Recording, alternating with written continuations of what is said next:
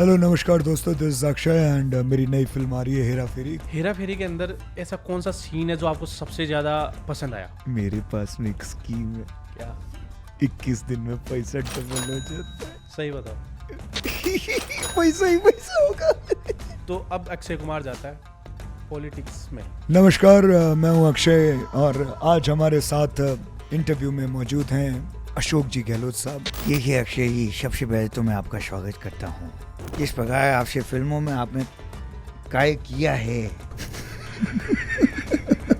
कब ये रियलाइज हुआ कि यार मेरे को मिमिक्री करना है? जब ये सारी फिल्में आई थी, हेरा फेरी, भूल भुलैया, भागम भाग, फर्स्ट डायलॉग वो यहाँ वहाँ घूमने से अच्छा नहीं लगता है, गटी गटी है न्यागरा वाले हैं, गटी गटी गटी।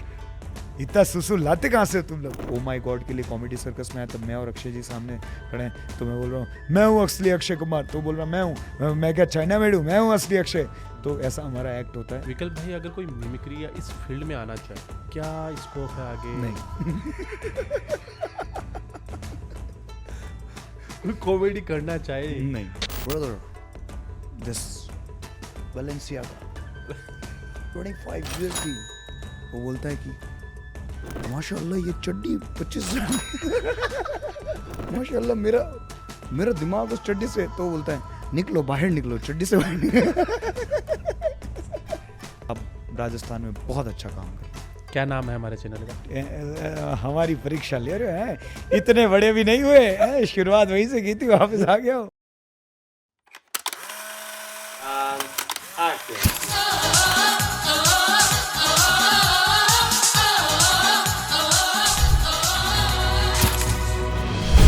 सो लेडीज एंड जेंटलमैन, आइए स्वागत करते हैं खिलाड़ियों Bollywood the fittest and most energetic star Khiladi Kumar, only at YD Mahendra podcast. ओ भाई साहब, इतना उछल क्यों रहे हो? शांति से थोड़ा। मैं तो इंट्रो दे रहा हूँ। तो इंट्रो की जरूरत नहीं है मुझे। बट सर, आप जैसे सुपरस्टार हमारे पॉडकास्ट में बड़ी बात तो है ना? ये बड़ी बात है, वो सब ठीक है, लेकिन एक्चुअली क्या है कि मैं राजस्थान शूट के लिए आया हुआ था, हाउसफुल 15 आने वाली है। तो जब मैं यहाँ पर आया तो मुझे सब लोगों ने बोला कि अगर प्रमोशन करना है तो एक ही है, वो वाईटी महेंद्र, ऐसा सब लोग चिल्लाए। मैंने कहा भाई मैं भी जाऊंगा, इसलिए मैं यहाँ पर आया हूँ। बट सर, हम फ्री में प्रमोशन नहीं करते। इतने बड़े हो गए, मुझसे पैसा मांगोगे? मेरा प्रमोशन का भी पूछोगे? हैं? मेरे से पैसा मांगोगे? इतना बड़ा चैनल लोगे तुम्हारा? बट सर, मेरे हाथ में सब कुछ नहीं होता ना। हाँ, वो मुझे पता है, हाथ में नहीं है कुछ भी, लेकिन मेरे हाथ में है। तो अब मुझे ये बताओ कि फटाफट पॉडकास्ट करें या मैं जाऊं? मेरे को 3-4 प्रमोशन और पकड़े हुए मैंने। ओके ठीक है। आज में सब कंप्लीट करना है। ओके ठीक है। हाँ। आइए दोस्तों, फिर स्वागत करते हैं विकल्प मेहता जी का वाईडी महेंद्र पॉडकास्ट में। हाँ, ये ठीक है। Very good. मैं अनाड़ी तू खिलाड़ी।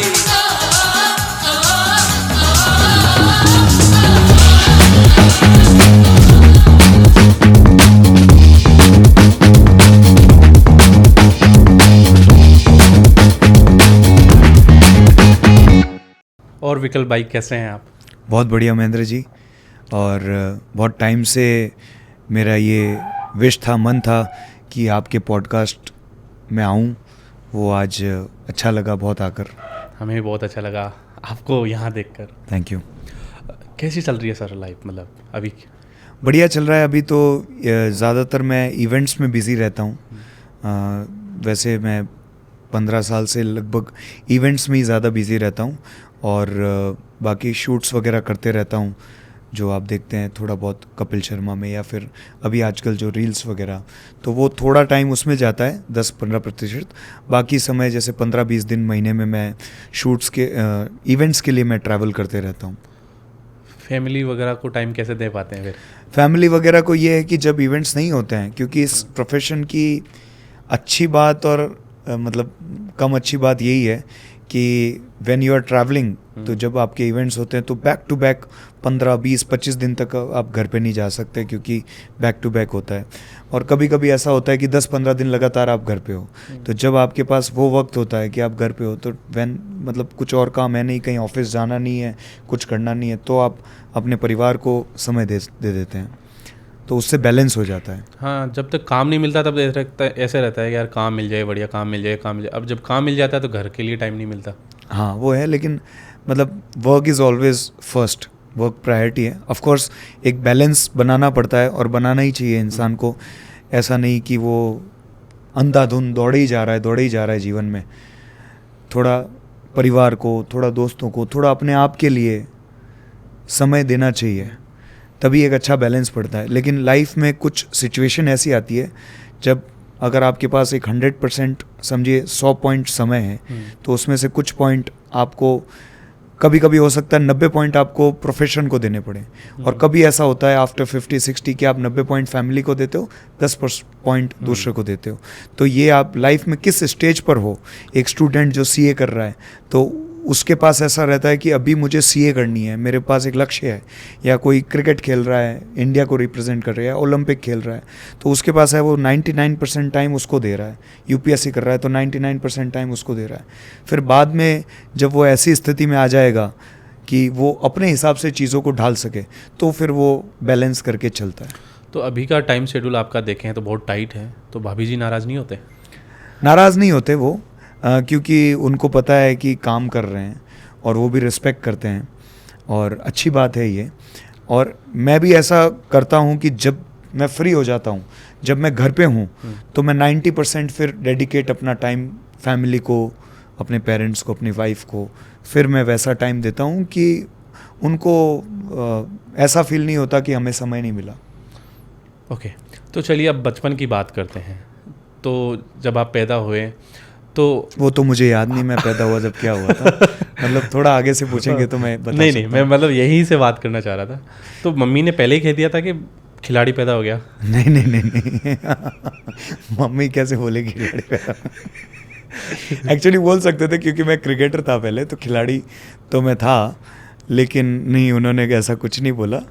उन्होंने तो जो मेरा घर का नाम है विक्कू, मतलब तो उस वक्त तो पैदा होते ही तो नाम भी नहीं रखते हैं, नहीं तो बोलते विक्कू पैदा हो गया। लेकिन उन्होंने हाँ ये बोला कि लड़का पैदा हुआ है। तो कब रियलाइज़ हुआ आपको यार कि मैं कब पैदा हुआ? नहीं अच्छा कब ये रियलाइज़ हुआ कि यार मेरे को मिमिक्री करना है, मेरे को इस फील्ड में आना है, मुझे इस फील्ड में काम करना है? एक्चुअली ये दो डिफरेंट सवाल हैं। मिमिक्री का मेरे को रियलाइज़ हुआ जब मैं 12th, एक्चुअली मैं डिटेल में बताइए जो भी आप बताना मिमिक्री तो मैं स्कूल से करता हुआ आ रहा हूँ बहुत पहले से, और घर पे भी अपने रिलेटिव्स की, मामा, चाचा, उन सब की मैं मतलब नकल करता था। नकल जैसे हम लोग मिमिक्री, और उस वक्त तो शब्द आता नहीं था, नकल ही मानते, या वो कहते थे कि एक्टिंग करके बताओ, उनकी एक्टिंग करके बताओ, या उनके जैसे बोल के बताओ। तो स्कूल में मेरे को याद है, अभी वो गज्जू भाई मेरे क्लासमेट भी रहे हुए हैं, तो जो इंटरवल होता था, हम रेसेस बोलते थे उसको, इंटरवल, जब आधे घंटे का आधी छुट्टी, तो मतलब एक्चुअली अभी ये फनी बात भी है कि रेसेस, उसको क्या रेसेस कुछ ऐसा इंग्लिश में नाम है, इंटरवल बोलते हैं वैसे। तो हम तो क्या पाली में पूरा मारवाड़ी कल्चर था, तो हम उसको बोलते हैं रसी धोएगी। तो जब इंटरवल होता था तो उसमें ऐसा था, ये मैं आपको बात बता रहा हूँ जब 8th 9th के बाद की, तो सारे क्लास के ज़्यादातर बच्चे, मतलब मेरे जो फ्रेंड्स थे, वो इकट्ठा होता था एक जगह पे कि अरे यार वो वाले सर का एक्टिंग करके बताओ, ये वाले, और मैं करता था। अच्छा, बच्चों को पहले से पता था ये एक्टिंग करता है? फेमस था मैं उस टाइम में इस मामले में, तो 10-15 लोग भीड़ लगा के खड़े हो जाते थे, और ये इतना फेमस हो गया था कि जब मैं 11th में आया तो मैं काफ़ी एक्टिव था, क्योंकि मैं क्रिकेट में भी आगे था, स्कूल में अदर करिकुलम एक्टिविटीज़ में भी था, और क्लास का मैं मॉनिटर भी था। तो दूसरे टीचर काफ़ी इम्प्रेस रहते थे, तो वो मुझसे आगे कहते थे अरे यार वो वाले टीचर का करके बताओ ना मिमिक्री, एक्टिंग। तो मिमिक्री अगर आप कहें कि ऑब्जर्वेशन या नकल करना, तो वो तब से शुरू किया मैंने। पर्टिकुलरली अक्षय कुमार का जब मैं कॉलेज में आ गया, तो जब ये सारी फिल्में आई थी, हेरा फेरी, भूल भुलैया, भागम भाग, 2005, 6, 7 के आसपास, ये एरा जब था 20 साल पहले, तब मैंने ये फिल्में देखी और उसका प्रभाव मुझ पे पड़ा। ये आप कॉलेज लाइफ के मतलब फर्स्ट ईयर में, जब 12th से निकल के मैं जस्ट कॉलेज में गया ही था, तो तब मैं फिर इनका, मैंने 1-2 बार दोस्तों के सामने डायलॉग बोला, तो उनको लगा रहे यार बहुत बढ़िया यार, ये तो एकदम सेम कर रहा है तू, ऐसे। फिर एक कोई मेरे रिलेटिव, मतलब मेरे बड़े भैया, उनका एक वेडिंग था जयपुर में ही, 2007 की बात है, तब मैंने वो भूल भुलैया वाला डांस किया वहाँ पर, तो एकदम से मतलब लोगों को लगा अरे यार ये क्या सर कर डांस रहा भी आप शुरू से ही सीख रहे हो बचपन से? है। नहीं, मैं मतलब सीखा कहीं नहीं, ओके। शौक से करने का देख वो देख था, के सीखा। देख देख के टीवी पे देख के ऐसा। तो वो डांस किया, फिर मैंने वहाँ पे वो मिमिक्री की, गोटी वाली, बहुत वही फेमस फर्स्ट डायलॉग, वो यहाँ वहाँ घूमने से अच्छा नहीं लगता है, गटी गटी है न्यागरा वाले हैं, गटी गटी गटी, इतना सुसु लाते कहाँ से तुम लोग, वो वाला डायलॉग वो शादी में बोला तो लोग बहुत प्रभावित हुए। तब मेरे को एक थोड़ा सा एक कॉन्फिडेंस आया कि नहीं यार मतलब कुछ तो है। लेकिन coming to your second question कि प्रोफेशन बनाना, तो वो मेरे को आइडिया नहीं था, क्योंकि मैं पाली शहर में इतना नॉलेज नहीं था, कोई गाइडेंस देने वाला इसको नहीं हम था इतने लेवल तक लेके जा सकते कि इसको मैं प्रोफेशन बना सकता हूँ। ये था शौक है, लोग देखते हैं ताली बजाते हैं, लेकिन करनी अपने को कहीं पे जॉब करनी है, कि पढ़ाई ग्रेजुएशन पूरी करके कहीं जॉब करूँ।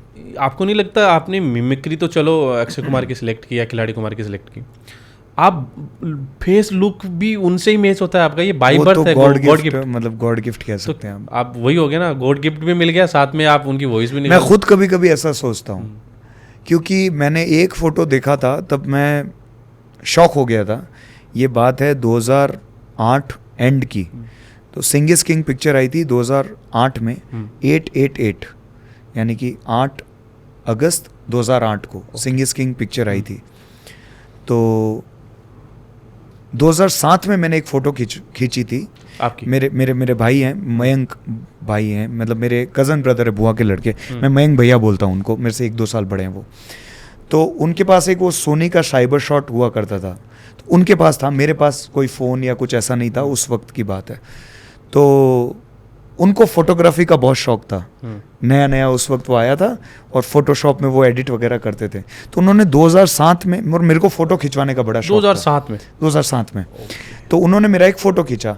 तो वो फ़ोटो मैं हो सकेगा तो बाद में अगर मेरे पास अवेलेबल होगा तो मैं भेजूंगा। तो मैं यहाँ पे ऐसे एडिट में लगा देंगे। ऐसे मैं बैठा हूँ और मैंने ऐसा किया हुआ है, ये पोज दिया हुआ है, ओके। ऐसा कुछ है सिमिलर ऐसा, और एक पैर आगे किया हुआ है, और वो 2007 का फोटो है। मैंने किसी को कॉपी वॉपी कुछ नहीं किया, मेरे को कुछ पता नहीं, ड्रेस नॉर्मल स्लीवलेस कुछ ऐसा, हाँ बैठा हूँ। 2008 में पिक्चर आई। बाद में मैंने देखा कि अक्षय जी ने सेम टू सेम पोज वो पिक्चर के एक वन ऑफ द पोस्टर्स में, मेन पोस्टर में, एक पोस्टर में बिल्कुल सेम पोज दिया हुआ है। तो मैं देख के चौंक गया, मैंने कहा यार ये कैसे पॉसिबल है। और मैं बहुत बार ऐसा देखता हूँ कि कई बार ऐसा वाइब्रेशन मैच होती है ना। अभी मैंने एक स्क्रीनशॉट भी लिया, 3-4 साल पहले जयपुर में ही एक कोई ये फाग महोत्सव ऐसा कुछ था, तो वहाँ पे मैंने एक ड्रेस पहना था जिसमें ग्रे कलर का चेक्स का सूट था और शर्ट और वैसा स्पोर्ट्स शूज़ थे। अभी मैंने एक अक्षय जी का एक वो देखा, पेप्स वो जाके फोटो, एग्जैक्ट सेम ड्रेस उन्होंने पहना हुआ है, एग्जैक्ट सेम। ये कोइंसिडेंट हो रहा है मतलब? कोइंसिडेंट ना, आप देखिए। और फिर मैं कभी कभी देखता हूँ, मैंने कहा यार मैं भी ये मानता हूँ कि यार चलो चेहरा मैच हो गया, मतलब है ना, कई लोग बोलते हैं कि आप जैसे हंसते हो तो दांत वैसे दिखते हैं, तो मेरे को भी रियलाइज़ होता है कि हाँ मतलब थोड़ा दिखता है। फिर आवाज़ भी कहते हैं कि आवाज़ मेरे को भी सबको लगता है कि मैच होता है। फिर मैं जैसे ना 1-2 फोटो ऐसा देखा कि ये सर की नस और ये गर्दन का ये 1-2 फोटो में आपको बाद में तो वो मैच होता है। नसें जो दिखती है ना, ऐसे ऐसे करता हूँ तो ही ऐसे, तो ये हैगा यार, ये मतलब तो ये गॉड गिफ्ट है, इसके लिए ना तो कोई गॉड गिफ्ट मान सकते नहीं। जैसे हमारे दादा दादी हमें कहानियां सुनाते थे, हर इंसान के साथ वो होते हैं। जैसे आप है ना शॉन माइकल्स जो हैं, मतलब मैं तो कम वैसे, लेकिन शॉन माइकल्स WWE वाले जो रेस्लर हैं, आप उनको और अक्षय जी को देखना, आप वो बहुत सिमिलर लगेंगे, आपको बहुत सिमिलर लगेंगे। और इनफैक्ट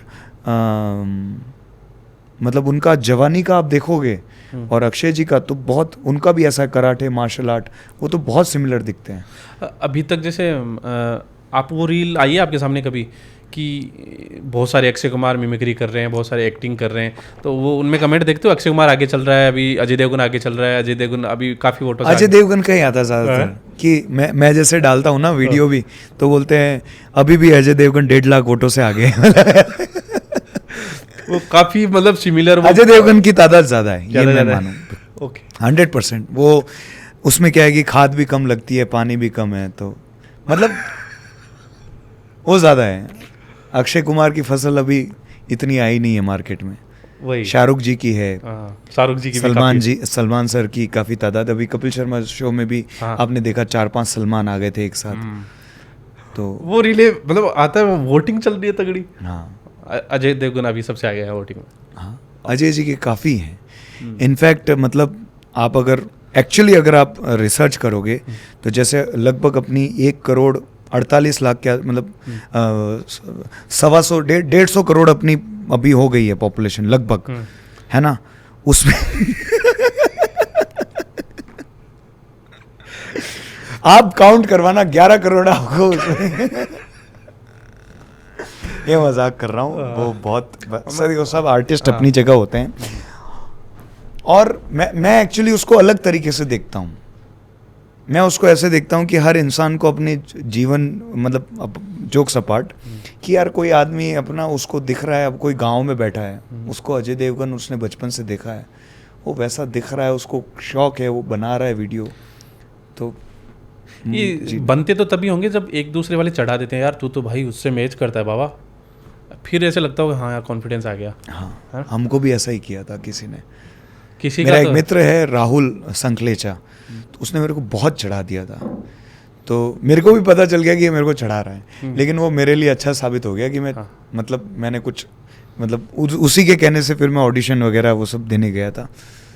तो अच्छा, फिर ये आगे करियर की शुरुआत कैसे हुई? ये सब फर्स्ट कुछ हो ऑडिशन मेरा था 2009 में, फर्स्ट टीवी शो, मतलब आज हो गए कितने 2009, साल हो गए, 2009 पहला टीवी शो मेरा सोनी चैनल पे आया था। गया। क्या बात है।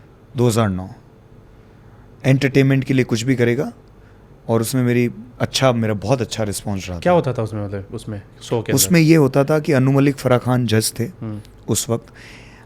कॉन्सेप्ट ऐसा था कि 1 मिनट में आपको एंटरटेन करना है, चाहे आपके पास कोई भी प्रतिभा हो, सिंगिंग, टाइम लिमिट एक्टिंग, बाउंडेशन है उसमें? नहीं टाइम लिमिट है, मिनिमम 1 मिनट तो आपको एंटरटेन करना। अगर 1 मिनट तक उनको पसंद नहीं आया तो वो बजर दबा देते थे।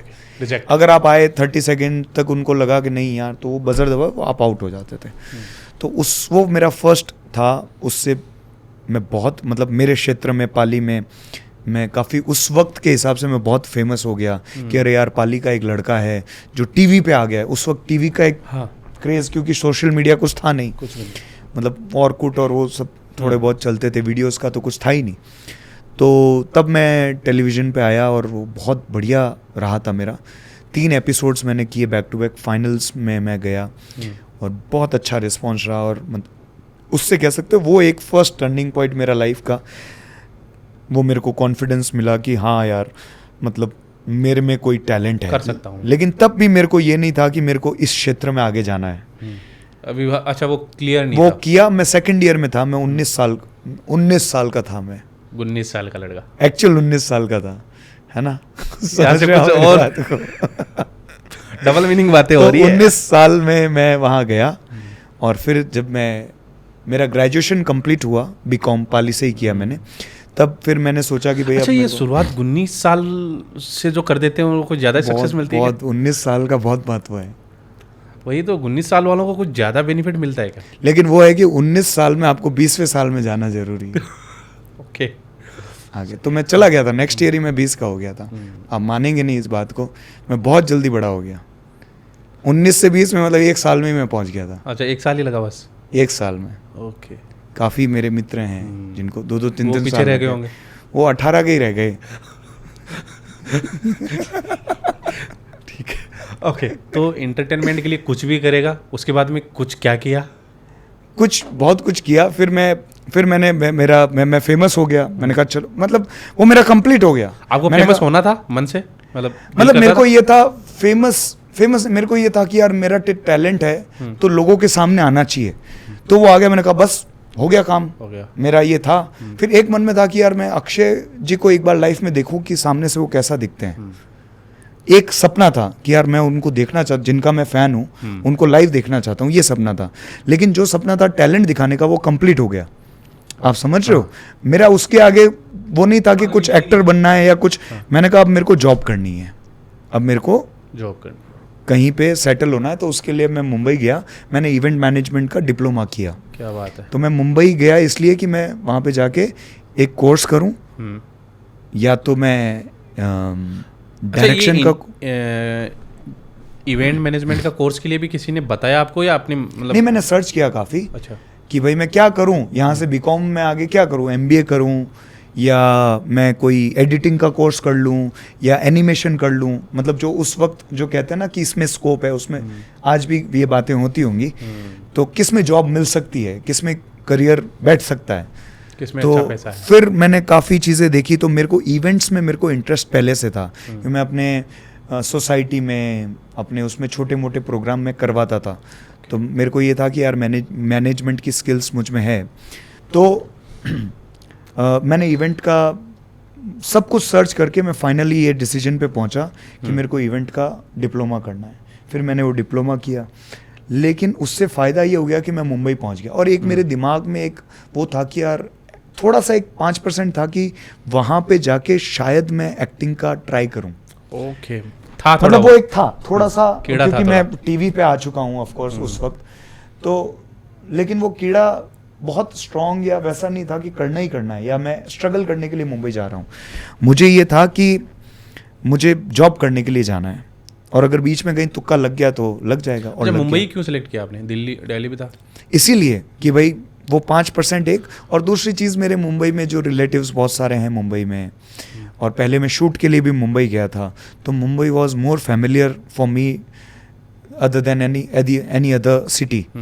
सो मतलब मैंने जयपुर के लिए भी सोचा था, मैंने अहमदाबाद भी सोचा था, लेकिन फाइनली फिर मुंबई का मैंने किया उस वक्त। इसीलिए मुंबई को ड्रीम सिटी कहते हैं। हो सकता है, फिल्म सिटी, ड्रीम सिटी, बहुत सारे नामों से कहते हैं।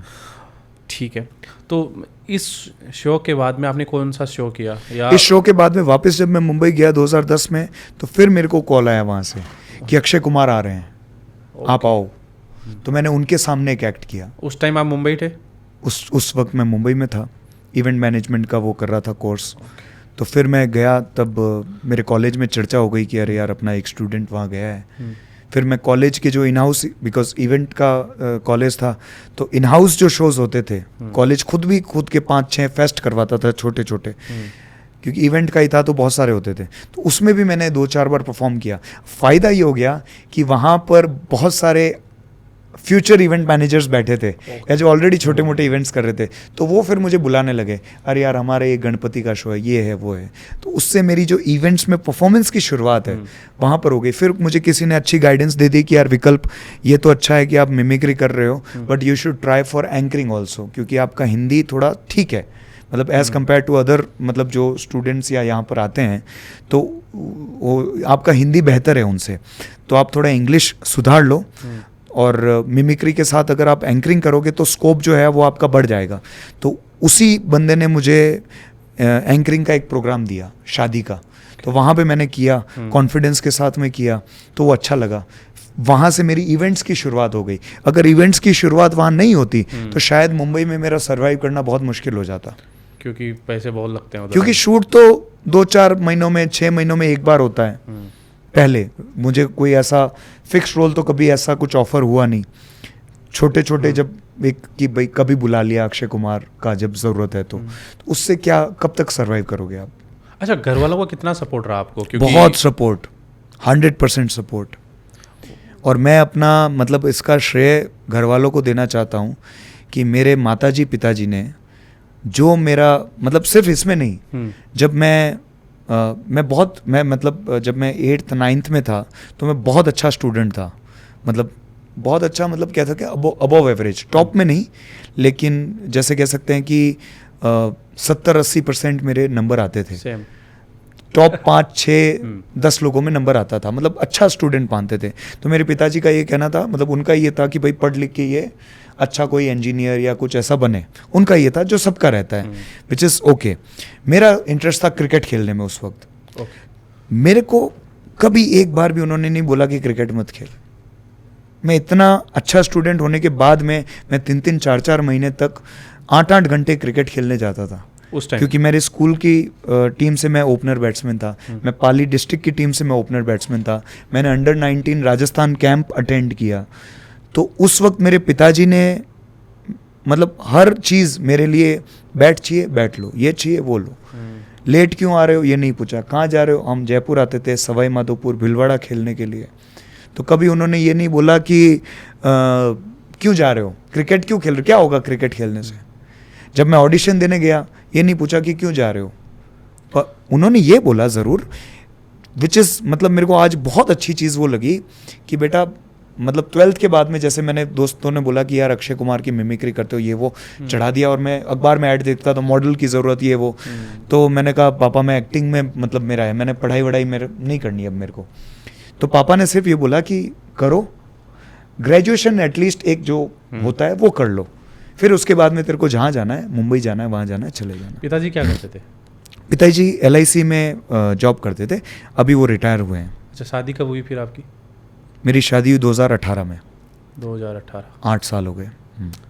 तो जिन्हें आप आइडियल मानते थे अक्षय कुमार जी को, उनसे फर्स्ट मीटिंग कब हुई आपकी? फर्स्ट मीटिंग क्या सर experience मेरी रहा उस हुई time का? हाँ 21 जनवरी 2010।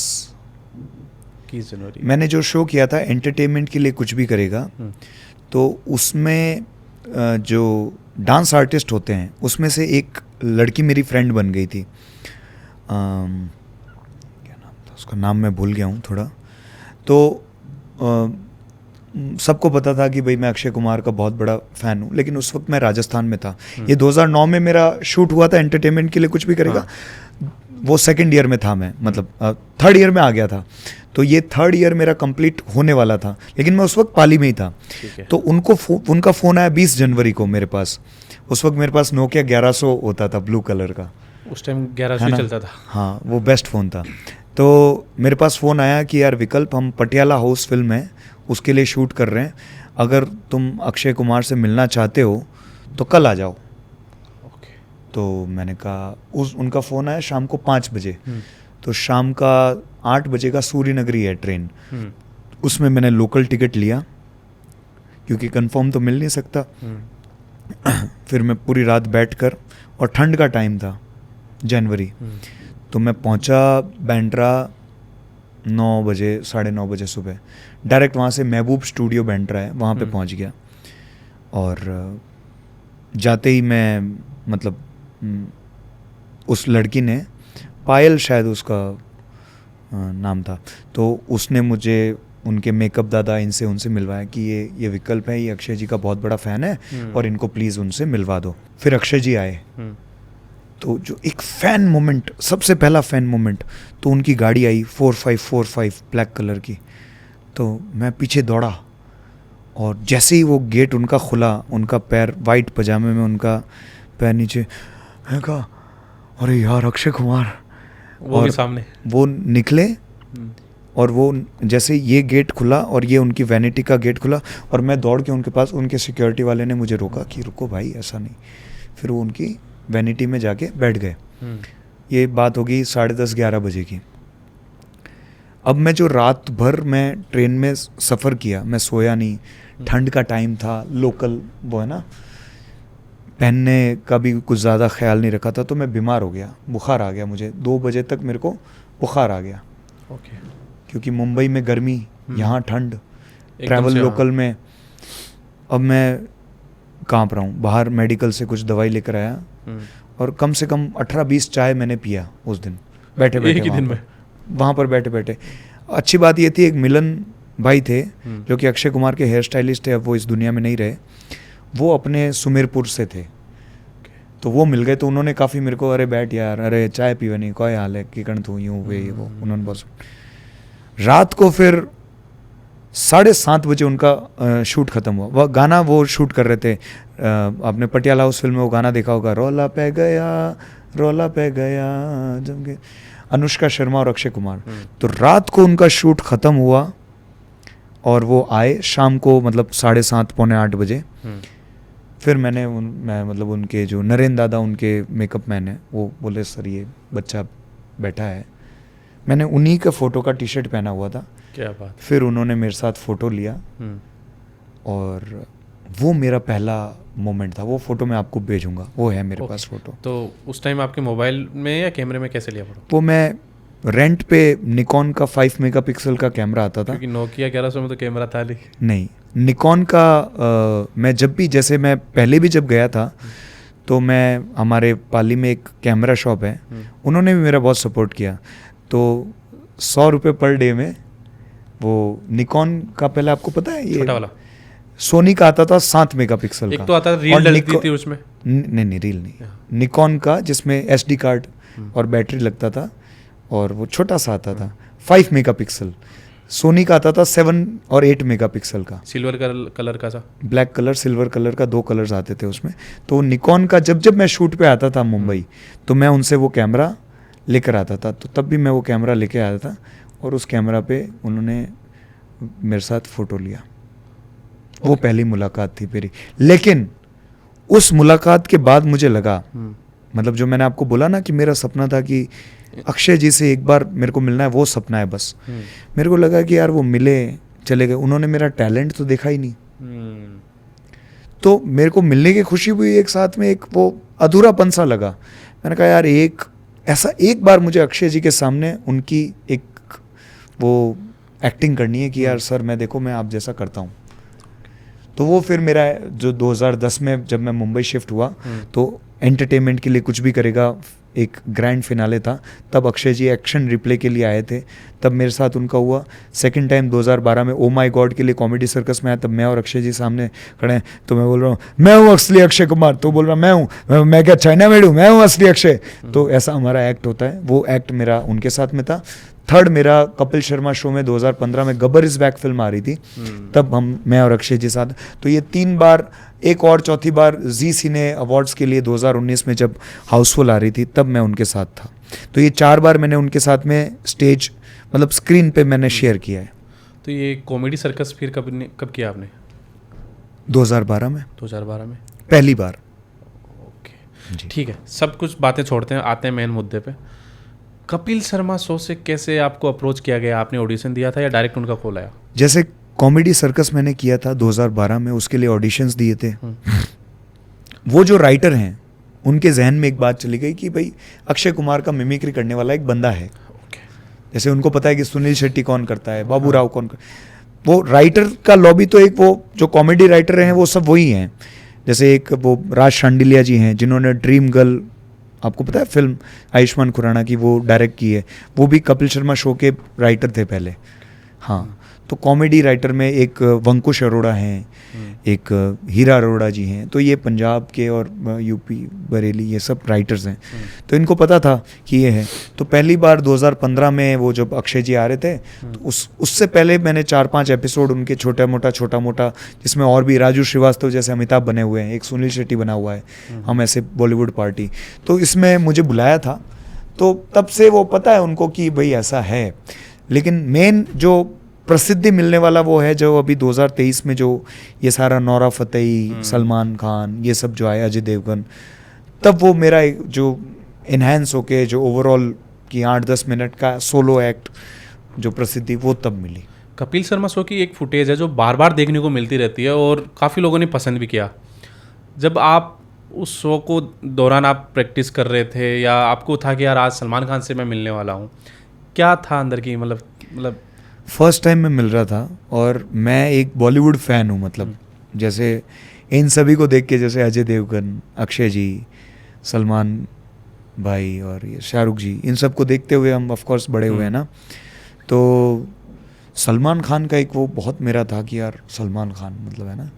तो मेरे को बोला कि शूट है, सलमान खान आएंगे, प्रैक्टिस हमारी हो गई।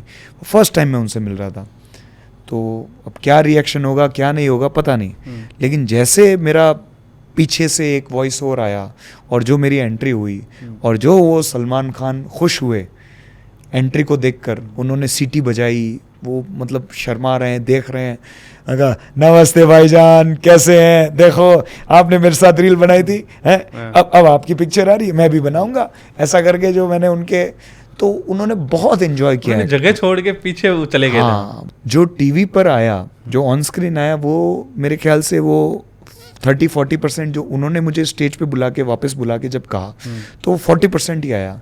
उन्होंने कम से कम 2.5-3 मिनट मुझसे मतलब स्टेज पे बात की वापस बुला के कि अरे यार तुम जो करते हो ऐसा लगता है कि अकी ही खड़ा है।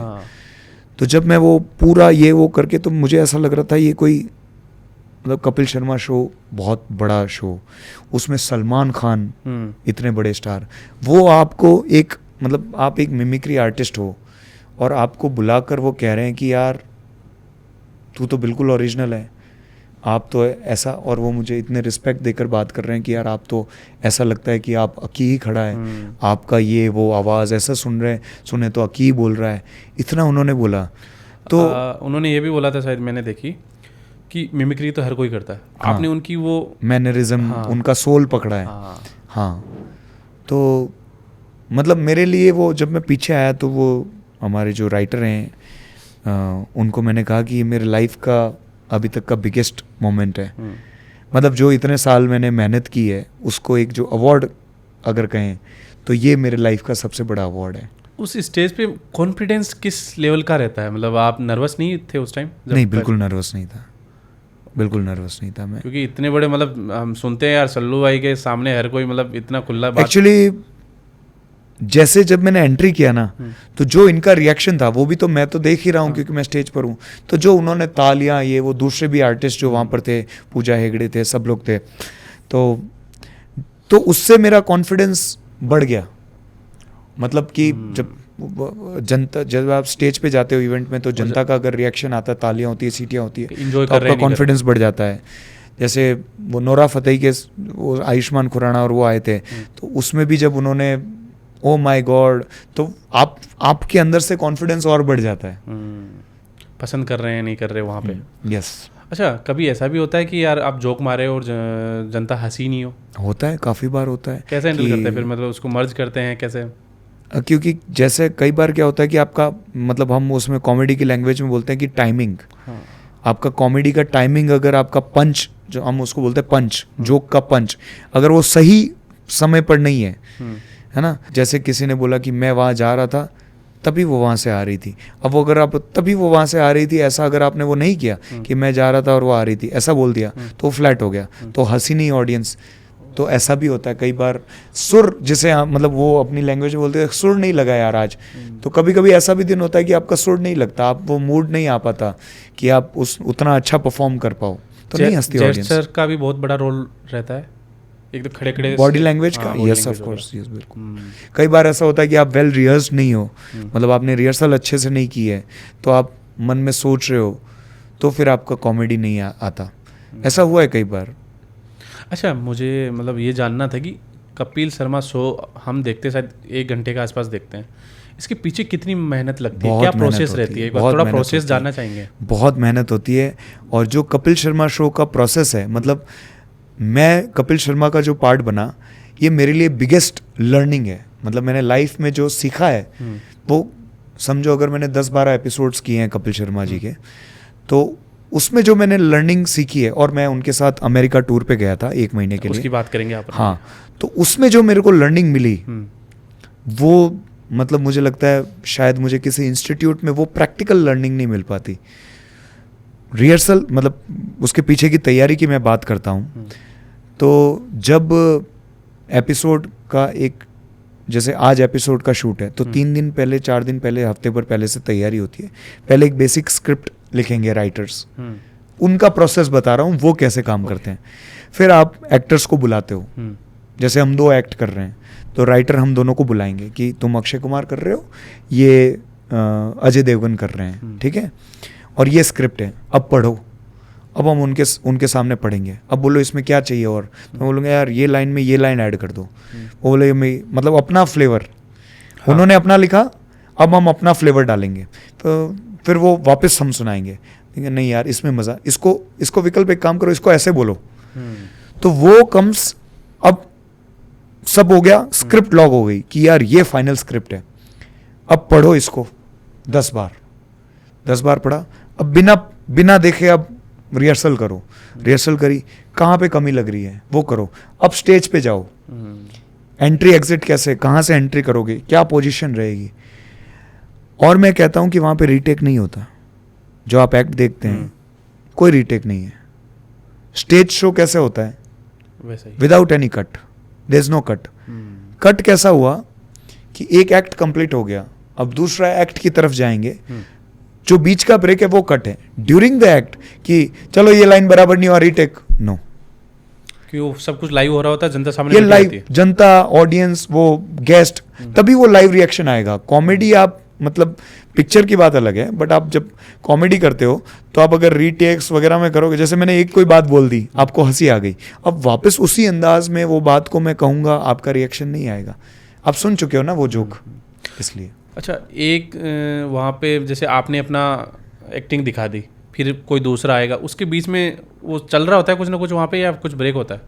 That's what I am saying कि एक पूरा एक सेगमेंट होता है. हाँ. जैसे एक एपिसोड के 4 सेगमेंट हैं.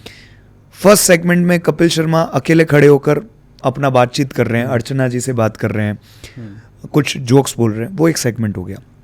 कट. अब वो बुलाएंगे, गेस्ट आर रेडी, चलो कौन है, आयुष्मान खुराना, नोरा फतेही रेडी है, ओके, सो चलिए स्वागत करते हैं, आज के हमारे गेस्ट हैं आयुष्मान खुराना, नोरा फतेही, आइए. आ गए, उनके साथ बातचीत हुई, कट. अब वो कि भाई अभी आज हमारे कोई आने वाले थे, अब वो कौन गुत्थी बन गया है, चलो वो आए, उन्होंने अपना सेगमेंट पूरा तो वो किया. कट कितने मिनट का रहता होगा? वो जो मतलब जैसे कई बार चाय नाश्ते का ब्रेक समझ लीजिए, वैसा 5, 10, 15 मिनट. ऑडियंस उस टाइम बैठी रहती है सामने? ऑडियंस बैठी रहती है. ऑडियंस को भी जैसे बोलते हैं कि चलो 15 मिनट का ब्रेक है, आप जाके आ जाओ. फिर कभी बीच में अगर हाफ ब्रेक करना, खाने का करना है, तो वो भी 1 घंटे का ब्रेक होता है. अच्छा, ऑडियंस मतलब वहाँ पे टिकट लेके जाना होता है कैसे, अगर किसी को जाना हो तो? जहाँ तक मेरी मालूमात है, इसमें मैं 100% आपको गारंटी नहीं दे सकता कि मैं जो कह रहा हूँ वही सच है, लेकिन जहाँ तक मेरी मालूमात है वहाँ पे जाने का कोई पैसा नहीं लगता.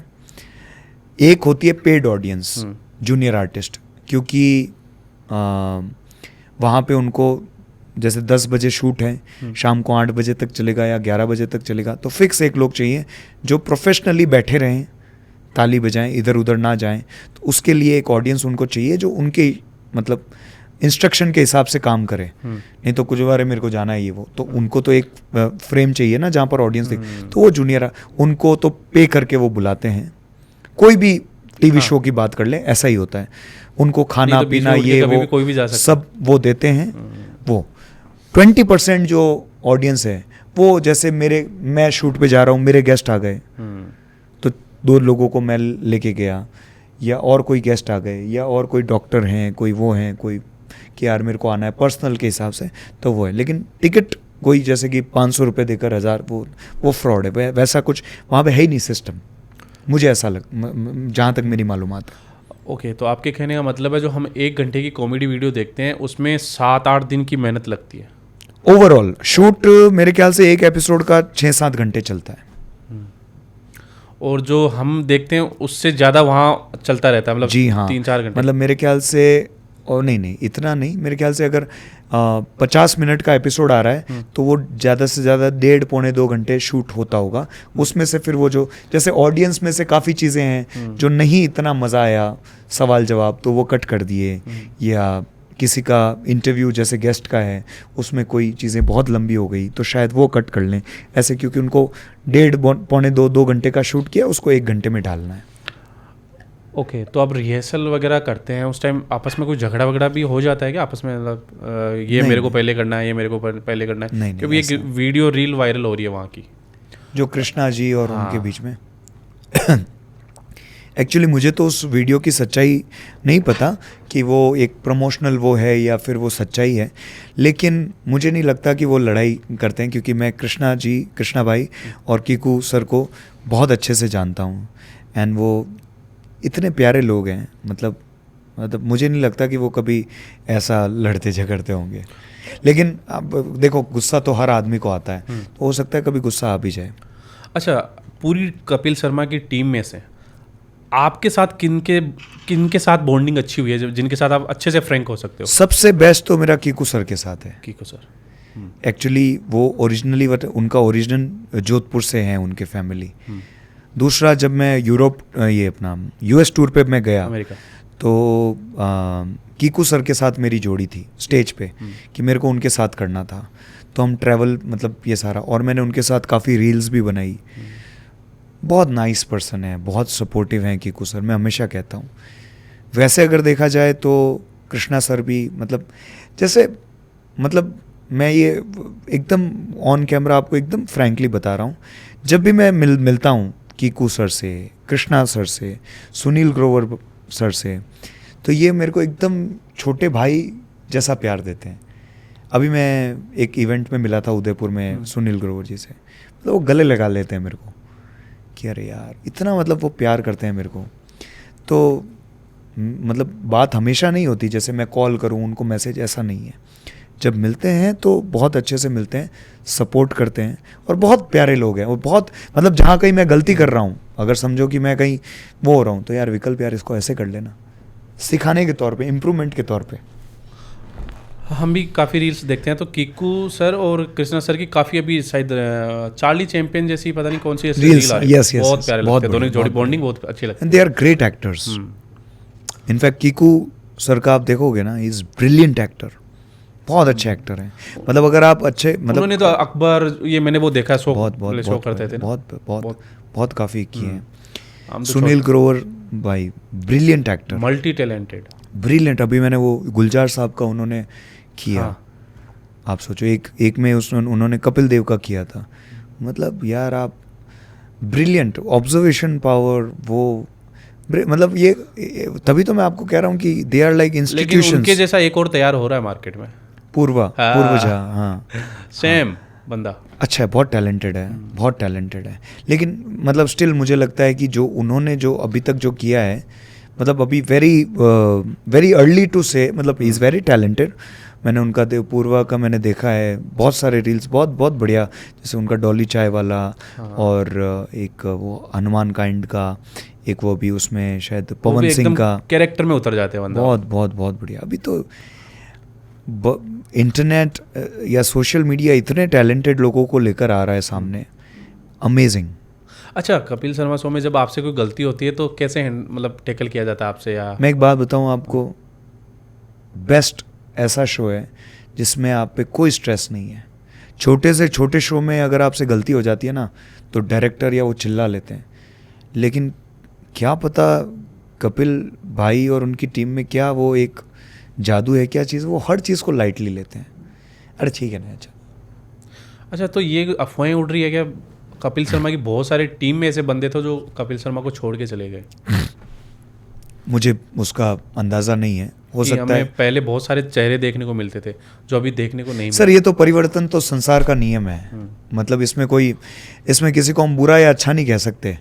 मतलब समय के साथ में काफ़ी चीज़ें परिवर्तन होती है। अभी आप सलीम जावेद की जोड़ी इतनी महान ग्रेट जोड़ी थी, एक रास्ते पे वो अलग हो गए। सलमान शाहरुख एक रास्ते पे कहीं अलग हो गए। तो चलता रहता है ये तो, मतलब इसमें आप किसी पर्टिकुलर इंसान को गलत या सही नहीं कह सकते, वो तो चलता रहता है ऐसा। मतलब ऐसा नोबडी इज़, मतलब ऐसा है कि जो हमेशा मतलब एक ही टीम, एक ही डायरेक्टर, एक ही एक्टर या एक ही को एक्टर के साथ में चलता रहो, ऐसा कोई नहीं मिलेगा आपको।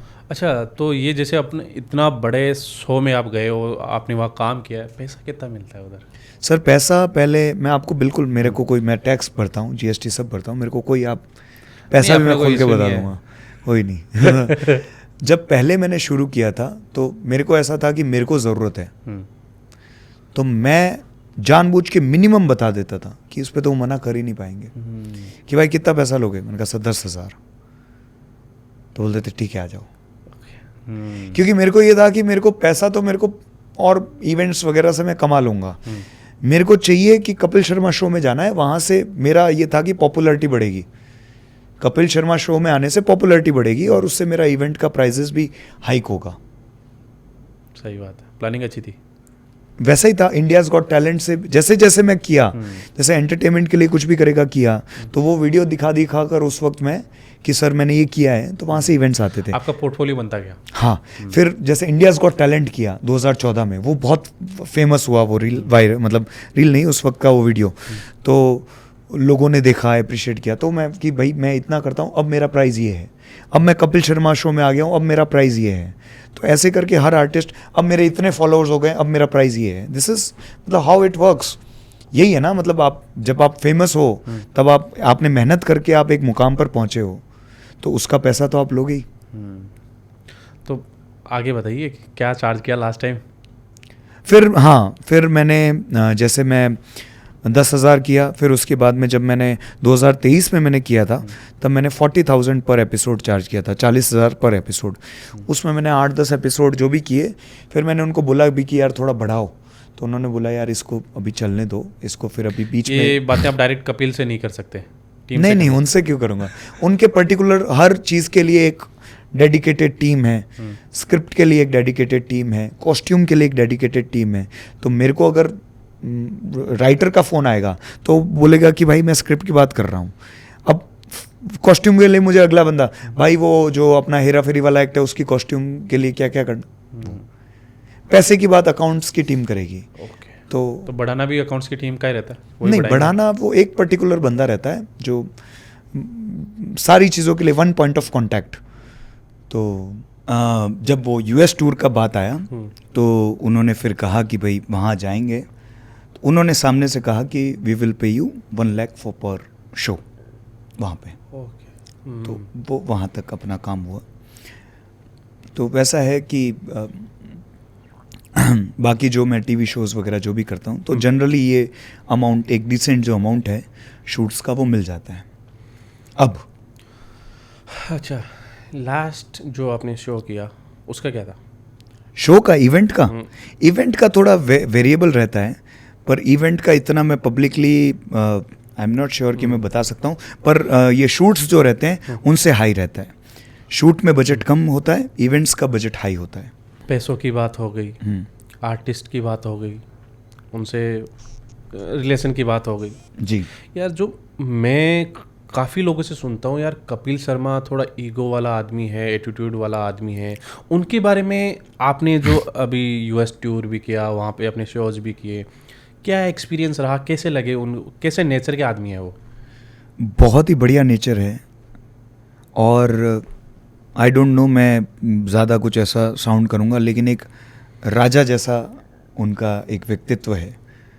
बहुत ही, मतलब यारों का यार किसको बोलते हैं वो है। और ये मैं बिल्कुल भी चाटुकारिता नहीं कर रहा हूँ कि मैं भाई उनको कुछ वैसा करूँ।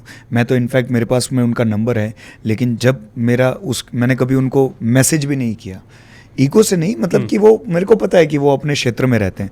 मैं इसलिए कह रहा हूँ कि मैंने उनको देखा है एक फ़ैन के तौर पर, एक आर्टिस्ट के तौर पर, एक को आर्टिस्ट के तौर पर, हर अंदाज में मैंने उनको देखा। और मैं, जैसा मैंने आपको कहा कि यूएस जब मैं 1 महीने के लिए गया तो मैंने और नज़दीक से उनको देखा।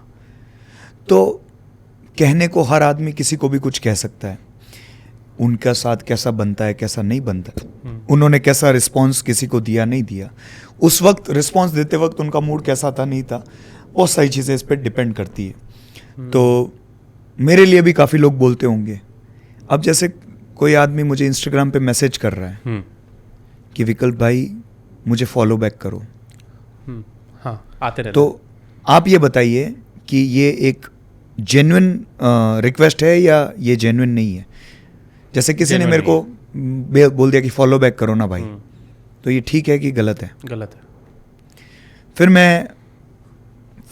मैं अगर उसे फॉलो बैक ना करूं और वो मुझे बोले कि क्या भाई एटीट्यूड आ गया क्या, बड़ा हो गया तो और वो मुझे 2-4 गाली लिख के भेज दे, मुझे क्या करना चाहिए? ब्लॉक। फिर वो बोलेगा अरे यार वो तो ये डिपेंड करता है। लेकिन मैंने जो कपिल शर्मा जी का नेचर देखा है, सबके साथ बहुत ही रिस्पेक्टफुल, बहुत इजी गोइंग, कंफर्ट, और सबको सम्मान देना, अपने मस्ती में मस्त रहना, वैसा है। बिल्कुल ईगो नहीं है। छोटे से छोटे, जैसे उनके जितने भी म्यूजिशियंस साथ में चलते हैं, मेकअप मैन चलते हैं, बहुत रिस्पेक्ट देते हैं सबको। मतलब उनमें और किसी बड़े कलाकार में कोई फ़र्क महसूस नहीं करते। मतलब राजा अपनी सेना का फुल ध्यान रखता है। बिल्कुल। तो इस जैसे कपिल शर्मा शो के बाद में आपने कॉमेडी विद अक्की ये बाद में स्टार्ट किया आपने? जी हाँ। ओके, तो ये स्पॉन्सर था या अपनी तरफ नहीं, से? ये मुझे MTV बीट्स जो चैनल है उसकी तरफ से मुझे एक आया कि हम एक शो तैयार कर रहे हैं, तो आप आ जाओ मिलने के लिए। वायाकॉम जो है प्रोड्यूसर जो कंपनी वायाकॉम कंपनी, तो उनके ऑफिस में जाके मैं मिला। तो उन्होंने बोला कि एक ऐसा शो है जहाँ पर हम ऐसा इंटरव्यू जैसा प्लान कर रहे हैं और उसको अक्की बन के आपको करना है। तो उन्हीं का पूरा प्रोजेक्ट था, उन्हीं का सब कुछ था। मेरे को एज एन एक्टर समझ लीजिए उसमें वो उन्होंने लिया और मैंने वो। कितने एपिसोड हो गए अभी तक? 12 एपिसोड, 12 का एग्रीमेंट था मेरा उनके साथ। फिर नेक्स्ट उन्होंने वापस अभी वो प्लान कर रहे हैं, बट वो थोड़ा सा मतलब अभी तक वो फुल सेट नहीं हो पाया अभी तक मामला। तो अभी जैसे 12 एपिसोड आपने किए हैं, जिसमें मैंने देखा कि हनी पाजी आपके साथ आए थे, हाँ। कार्तिक आया था, तो वो सारी सब मैनेजमेंट वो कंपनी देखती थी? जी हाँ, किसके बिल्कुल। साथ शूट होगा वगैरह? किसके साथ शूट करना है, कैसे शूट करना है, कपड़े क्या पहनने हैं, स्क्रिप्ट क्या करनी है, 90% 95% उन्हीं का रहता था। बस मेरे को स्क्रिप्ट मिलती थी तो मैं अपने हिसाब से जो पॉइंट्स ऐड करने हैं, लेस करने हैं, वो थोड़ा बहुत मैं करता था, बाकी सब उन्हीं का था। तो ये कुछ आपके पास कुछ NDA साइन होता है या कुछ साइन होता है कि जिससे आप ये वो सारी चीज़ें आप अपने सोशल मीडिया पे कम ही अपलोड करते हो? नहीं, इनफैक्ट वो तो इंस्टाग्राम पे तो वो डालते थे कोलैब रिक्वेस्ट। अच्छा, तो वो बोलते थे कि आप अपने पे डालो तो और प्रमोट होगा शो। अच्छा, आपकी लाइफ में ये शोज़ के बाद में क्या बदलाव आए हैं? मतलब ये आपने इवेंट किए, शोज़ किए, कपिल शर्मा में भी गए, कॉमेडी भी तक की भी किया आपने, इसके बाद लाइफ में कोई चेंजेस आए?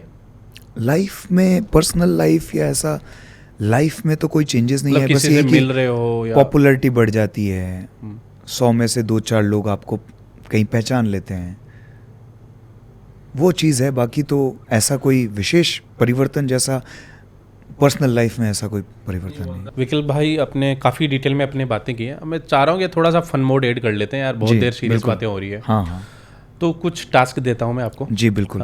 2-3 टास्क देंगे तो आपको उन पे रिएक्ट करना है, ठीक है? मैं तैयार हूँ। ओके, तैयार है? यस, टास्क आ गया। हाँ, अक्षय कुमार जब भी कोई अपनी मूवी का प्रमोशन करने जाता है तो कैसे प्रमोट कर सकता है? अपने डायलॉग्स के थ्रू। मूवी का एक नाम दे दो, जैसे आप कोई भी पुरानी फिल्म का नाम दे दो। हाउसफुल 5 का ले लें या हेरा फेरी का लें? हेरा फेरी का। ठीक है, हेरा फेरी को प्रमोट करना है। हाँ, 2005 है, हेरा फेरी फिल्म आ रही है। हाँ। अक्षय जी बैठे हुए हैं और और promote मैं कर रहे सामने हूँ, तो वो कैसे प्रमोट करेंगे अपनी फिल्म को? हेलो नमस्कार दोस्तों, दिस इज अक्षय एंड मेरी नई फिल्म आ रही है हेरा फेरी। प्रियदर्शन जी के साथ में हमने ये फिल्म की है। जब हम ये फिल्म कर रहे थे तब हमें लगा नहीं था कि ये ऐसा कॉमेडी हो जाएगा, लेकिन जब देखी तो बड़ा मज़ा आया।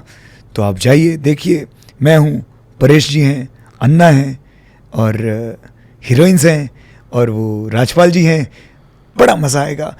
हेरा फेरी होगी, कॉमेडी होगी, ज़रूर देखिएगा। नज़दीक के थिएटर में भी और दूर जाना पड़े तो दूर भी जाइए, वर्थ इट। ठीक है।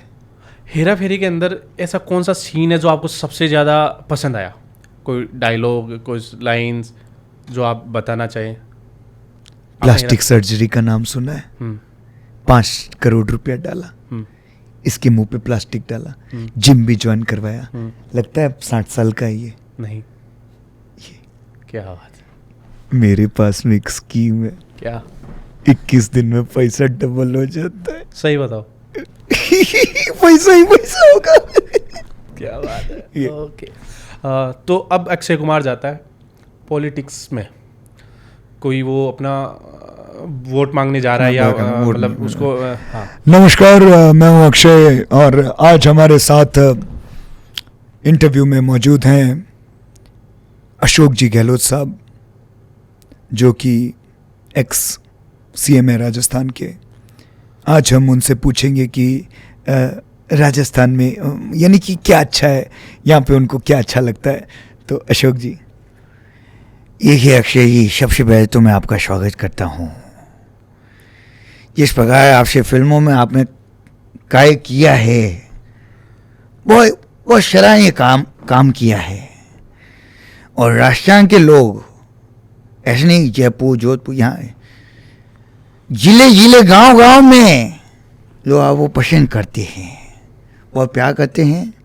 जब भी आप यहाँ पर आए, आप बताएं, दाल बाटी चूरमा और राजस्थान के मिर्ची कूटो।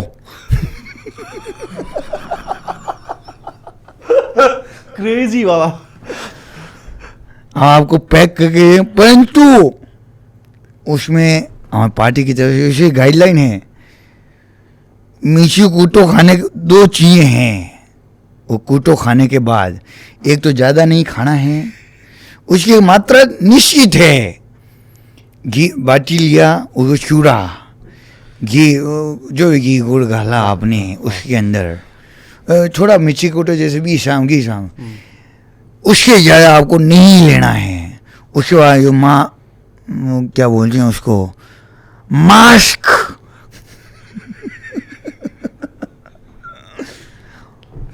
क्या बात। वो लगा के आपको घूमना है। बिल्कुल बिल्कुल गहलोत साहब। अब सर, लोग आपको कहते हैं कि जादूगर, जादूगर आपको कहते हैं, जादूगर। तो ये मतलब देखिए, बचपन से ही जादूगरी का शौक रहा है। पाचिम बैठते हैं, समाज राजस्थान में जादूगरी करते रहते हैं, परंतु किसी का नहीं। अभी एक लड़का आया, उसने कहा डिफेंडर लो। अच्छा, ऐसे डिफेंडर जादूगर हैं, डिफेंडर। तो 3 बार केंद्रीय मंत्री रहा। एक सामान्य वर्ग से आता हूँ, ये जादू नहीं तो और क्या है। सही बात है। तो अगले आ रहे हैं। अक्षय पाजी नरेंद्र मोदी जी से काफ़ी मिलते रहते हैं, अगर उनसे कुछ आपस में डिस्कस चल रहा है तो मोदी जी, हमने सुना है कि आप 3 घंटे ही सोते हैं, जैसे हम 6-7 घंटे सोते हैं। 3 घंटे में, यानी कि आदमी इतना मेहनत करता है, भागा दौड़ी लगी रहती है, तो 3 घंटे में आदमी की नींद कैसे पूरी होती है, ये इस पे थोड़ा प्रकाश डालिए। देखिए अक्षय जी, मैं आपको बता दूं, मैंने जगह जगह पे कहा कि मैं रात को 3 घंटे सोता हूं। यह बिल्कुल सच बात है जी, इसमें कोई दो राय नहीं है। पर मैंने ये नहीं बताया कि बाकी के 3-4 घंटे में दोपहर में सो के पूरा करता हूं। वाह मोदी जी वाह, क्या बात है, क्या बात है। अच्छा, तो अगर अक्षय कुमार रियल एस्टेट में सेल्स का काम करे तो कैसे वो अपनी प्रॉपर्टीज को सेल करेगा? वो तो करते ही है ना। हाँ। उसमें क्या करो, वो सारी स्कीमें मैं आपको नहीं बता सकता, इसके लिए बहुत पैसा खर्च किया है। आपको लोग नहीं बोलते कि तू अक्षय कुमार के नाम पे अपनी रोटी सेक रहा है? नहीं, मैंने रोटी तो मैं सेकता ही नहीं, मतलब मेरे को आता नहीं सेकना। ओके, जल जाती है इसलिए। लेकिन हाँ, देखिए, लोग कहते हैं और मैं उनका सम्मान करता हूँ, उनकी बात का, और उनकी बात में वजन भी होगा, ऐसी बात नहीं है, उनका मैं वो खंडन नहीं कर रहा हूँ। और कई बार लोग मुझे बोलते हैं ये कहाँ से अक्षय कुमार दिख रहा है, या तू किस एंगल से अक्षय कुमार लगता है, तो मैं उसका भी मैं समर्थन करता हूँ कि मैं, और ये सच्चाई है कि मैं अपने आप को अक्षय कुमार नहीं मानता हूँ। और मुझे ऐसा लगता है कि उन्होंने जो मेहनत किया है, जो उनके लाइफ में डिसिप्लिन है, और जो उन्होंने ग्रेटेस्ट काम किया है, मैं उसका 1% भी नहीं हूँ। मैं एक मिमिक्री आर्टिस्ट हूँ, और मैं एक कलाकार हूँ, मैं एक एक्टर हूँ, और मुझे अक्षय कुमार जी की तरह स्टेज पे बात करना अच्छा लगता है, मज़ा आता है उनकी तरह डांस करना, और मैं उनकी मिमिक्री कर पाता हूँ। मतलब ये लोगों को लगता है कि हाँ, मतलब उन्होंने भी कहा है, कई लोगों ने कहा है टीवी शोज़ पे, जैसे आपने कहा कि, तो मैं ये मानता हूँ कि मिमिक्री एक कला है, और मेरा ये भी कहना है कि ये कला इतनी आसान नहीं है किसी को आपको मिमिक करना, बिकॉज जब आप किसी की नकल करते हो तो लोग आपको डायरेक्टली उस कलाकार से कंपेयर करते हैं। तो जब आप लाइव स्टेज पे जाते हो या बड़े आप शोज़ पे जा रहे हो, तब आपको मिमिक्री करनी है, उनकी आवाज़ को बैलेंस करना है, डायलॉग्स याद रखने हैं। कभी कभी डायलॉग्स 8-10 पेजेस के होते हैं, वो आपको याद रखना है। तो आपको एक्ट करना है ना, आपको खुद करना है। अगर आप किसी के नाम पे चल रहे हो, तब तो ऐसा हो कि यार अक्षय कुमार का नाम मैंने ले लिया, मैं चश्मा पहन के खड़ा हो गया सड़क पे और लोग मुझे पैसा दे रहे हैं, तो फिर आप कह सकते हो कि यार उसका, लेकिन मैं मेहनत कर रहा हूँ, मैं डायलॉग याद रखता हूँ, मैं उनकी तरह मिमिक कर रहा हूँ। अगर इतना आसान है कि मिमिक्री बहुत आसान है, तो फिर करो। It's art. मिमिक्री एक आर्ट है किसी को वॉइस ओवर कहते हैं, मिमिक्री कहते हैं, एक्टिंग कहते हैं, नकल कहते हैं। तो ये एक आर्ट है, इसमें भी आपको महारत हासिल करके अगर आप लोगों को एंटरटेन कर रहे हो, लोगों को मज़ा आ रहा है ना देखने में। लाइव शोज जब करता हूँ तो लोगों को डांस देखने में मज़ा आ रहा है, कॉमेडी देखने में मज़ा आ रहा है, तो आप बुरा क्या कर रहे हो, आप गलत क्या कर रहे हो उसमें? आप कोई एक चीज़ परफॉर्म कर रहे हो स्टेज पे, गा रहे हो, नाच रहे हो, मिमिक्री कर रहे हो, एक्टिंग कर रहे हो, और अगर आप उसका पैसा ले रहे हो मेहनत करके, तो इसमें कोई गलत बात नहीं है। एज ए आर्टिस्ट सबसे ज़्यादा कमाई किस फील्ड में मतलब यहाँ होती है? कि इवेंट में ज़्यादा पैसा मिलता है, शूट्स में ज़्यादा पैसा मिलता है, या सॉन्ग वगैरह भी करते हो आप, रील वगैरह भी बनाते, मतलब बहुत सारे काम डिपेंड करता है कि आप किस श्रेणी के कलाकार हैं। जैसे मैं इवेंट्स में ज़्यादा परफॉर्म करता हूँ। बहुत सारे आर्टिस्ट ऐसे होंगे जो साल में 2-4 इवेंट्स ही करते होंगे, शूट्स ज़्यादा करते होंगे, या फिर कुछ ऐसे आर्टिस्ट होंगे जो सिर्फ व्लॉग बनाते होंगे और व्लॉग से लाखों करोड़ों रुपया कमाते हैं। I getting my point? And कुछ आर्टिस्ट ऐसे होंगे जो सिर्फ मूवीज़ करते होंगे।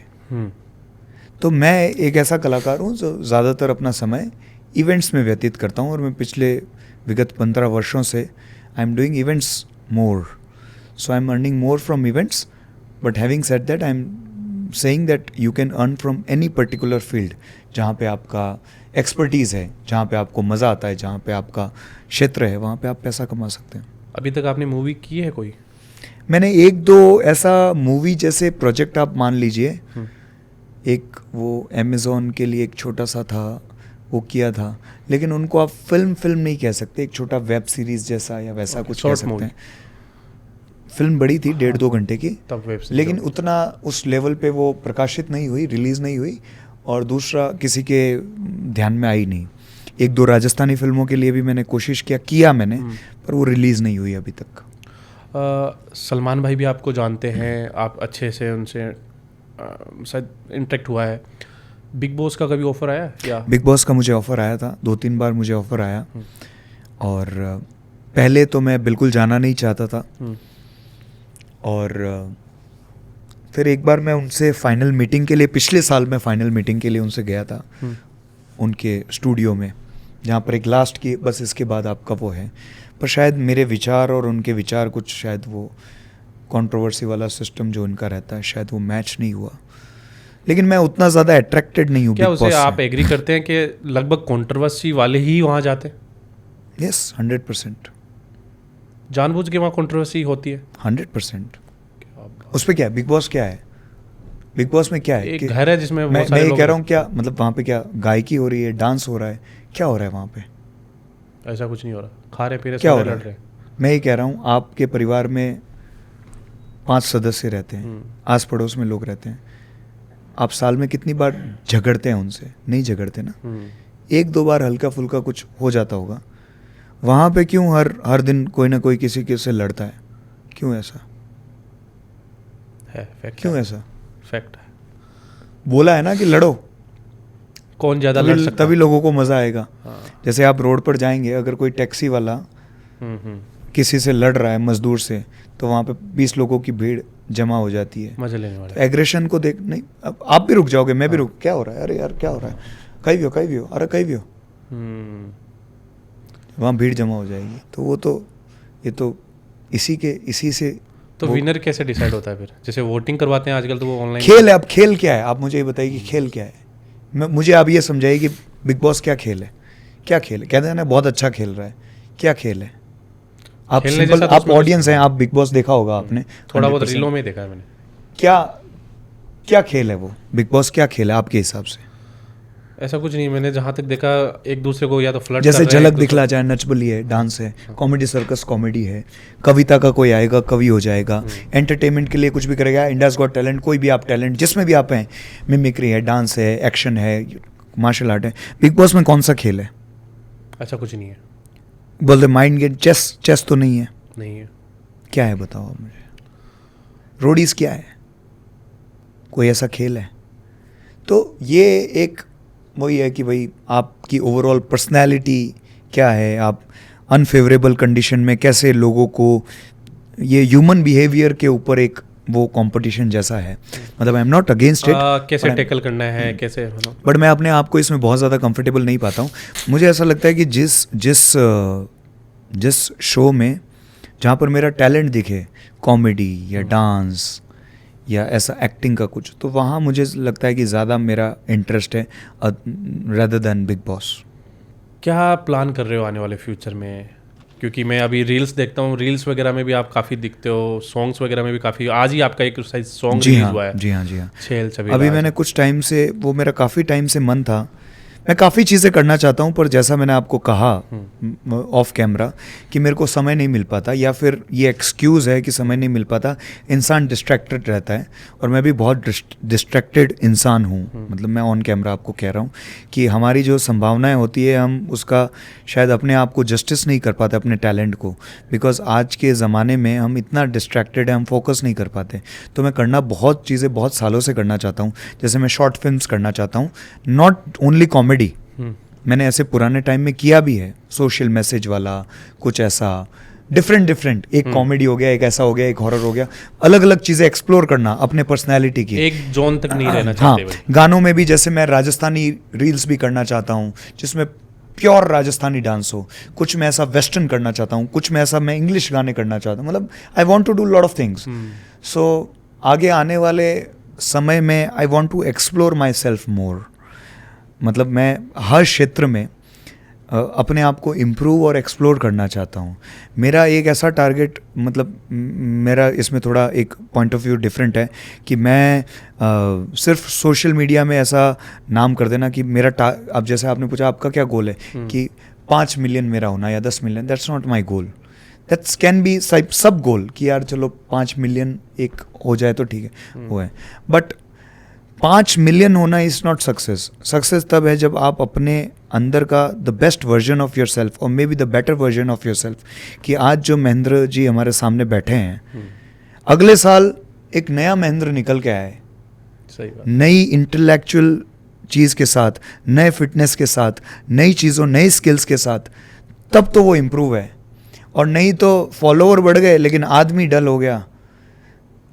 मतलब वायरल होने को तो आदमी कैसे भी वायरल हो सकता है ना, बहुत सारे लोग, मैं आपको नाम नहीं लूँगा, ऐसे ऐसे लोग वायरल हैं, 10-10 मिलियन, 15 मिलियन, 8 मिलियन, 7 मिलियन, जो कि मतलब उनका टैलेंट क्या है तो आप बता नहीं सकते कि क्या टैलेंट है। हाँ, टैलेंट के नाम पे कुछ नहीं, कंट्रोवर्सी करके, कुछ चीज़ करके, कुछ ऐसा चीज़ें करके हम, मतलब सारे नहीं कह रहा हूँ, बहुत टैलेंटेड लोग भी अच्छे फॉलोअर्स पे हैं, बट आई एम सेइंग कि वो मेरा मकसद नहीं है। मेरा मकसद सिर्फ वायरल होना नहीं है, क्योंकि वायरल होने से आप सस्टेनेबल नहीं होंगे। आज मैं 16 साल से हूँ, तो मेरा ग्रोथ ऐसे हुआ है, और मैं ऐसे ही चाहता हूँ।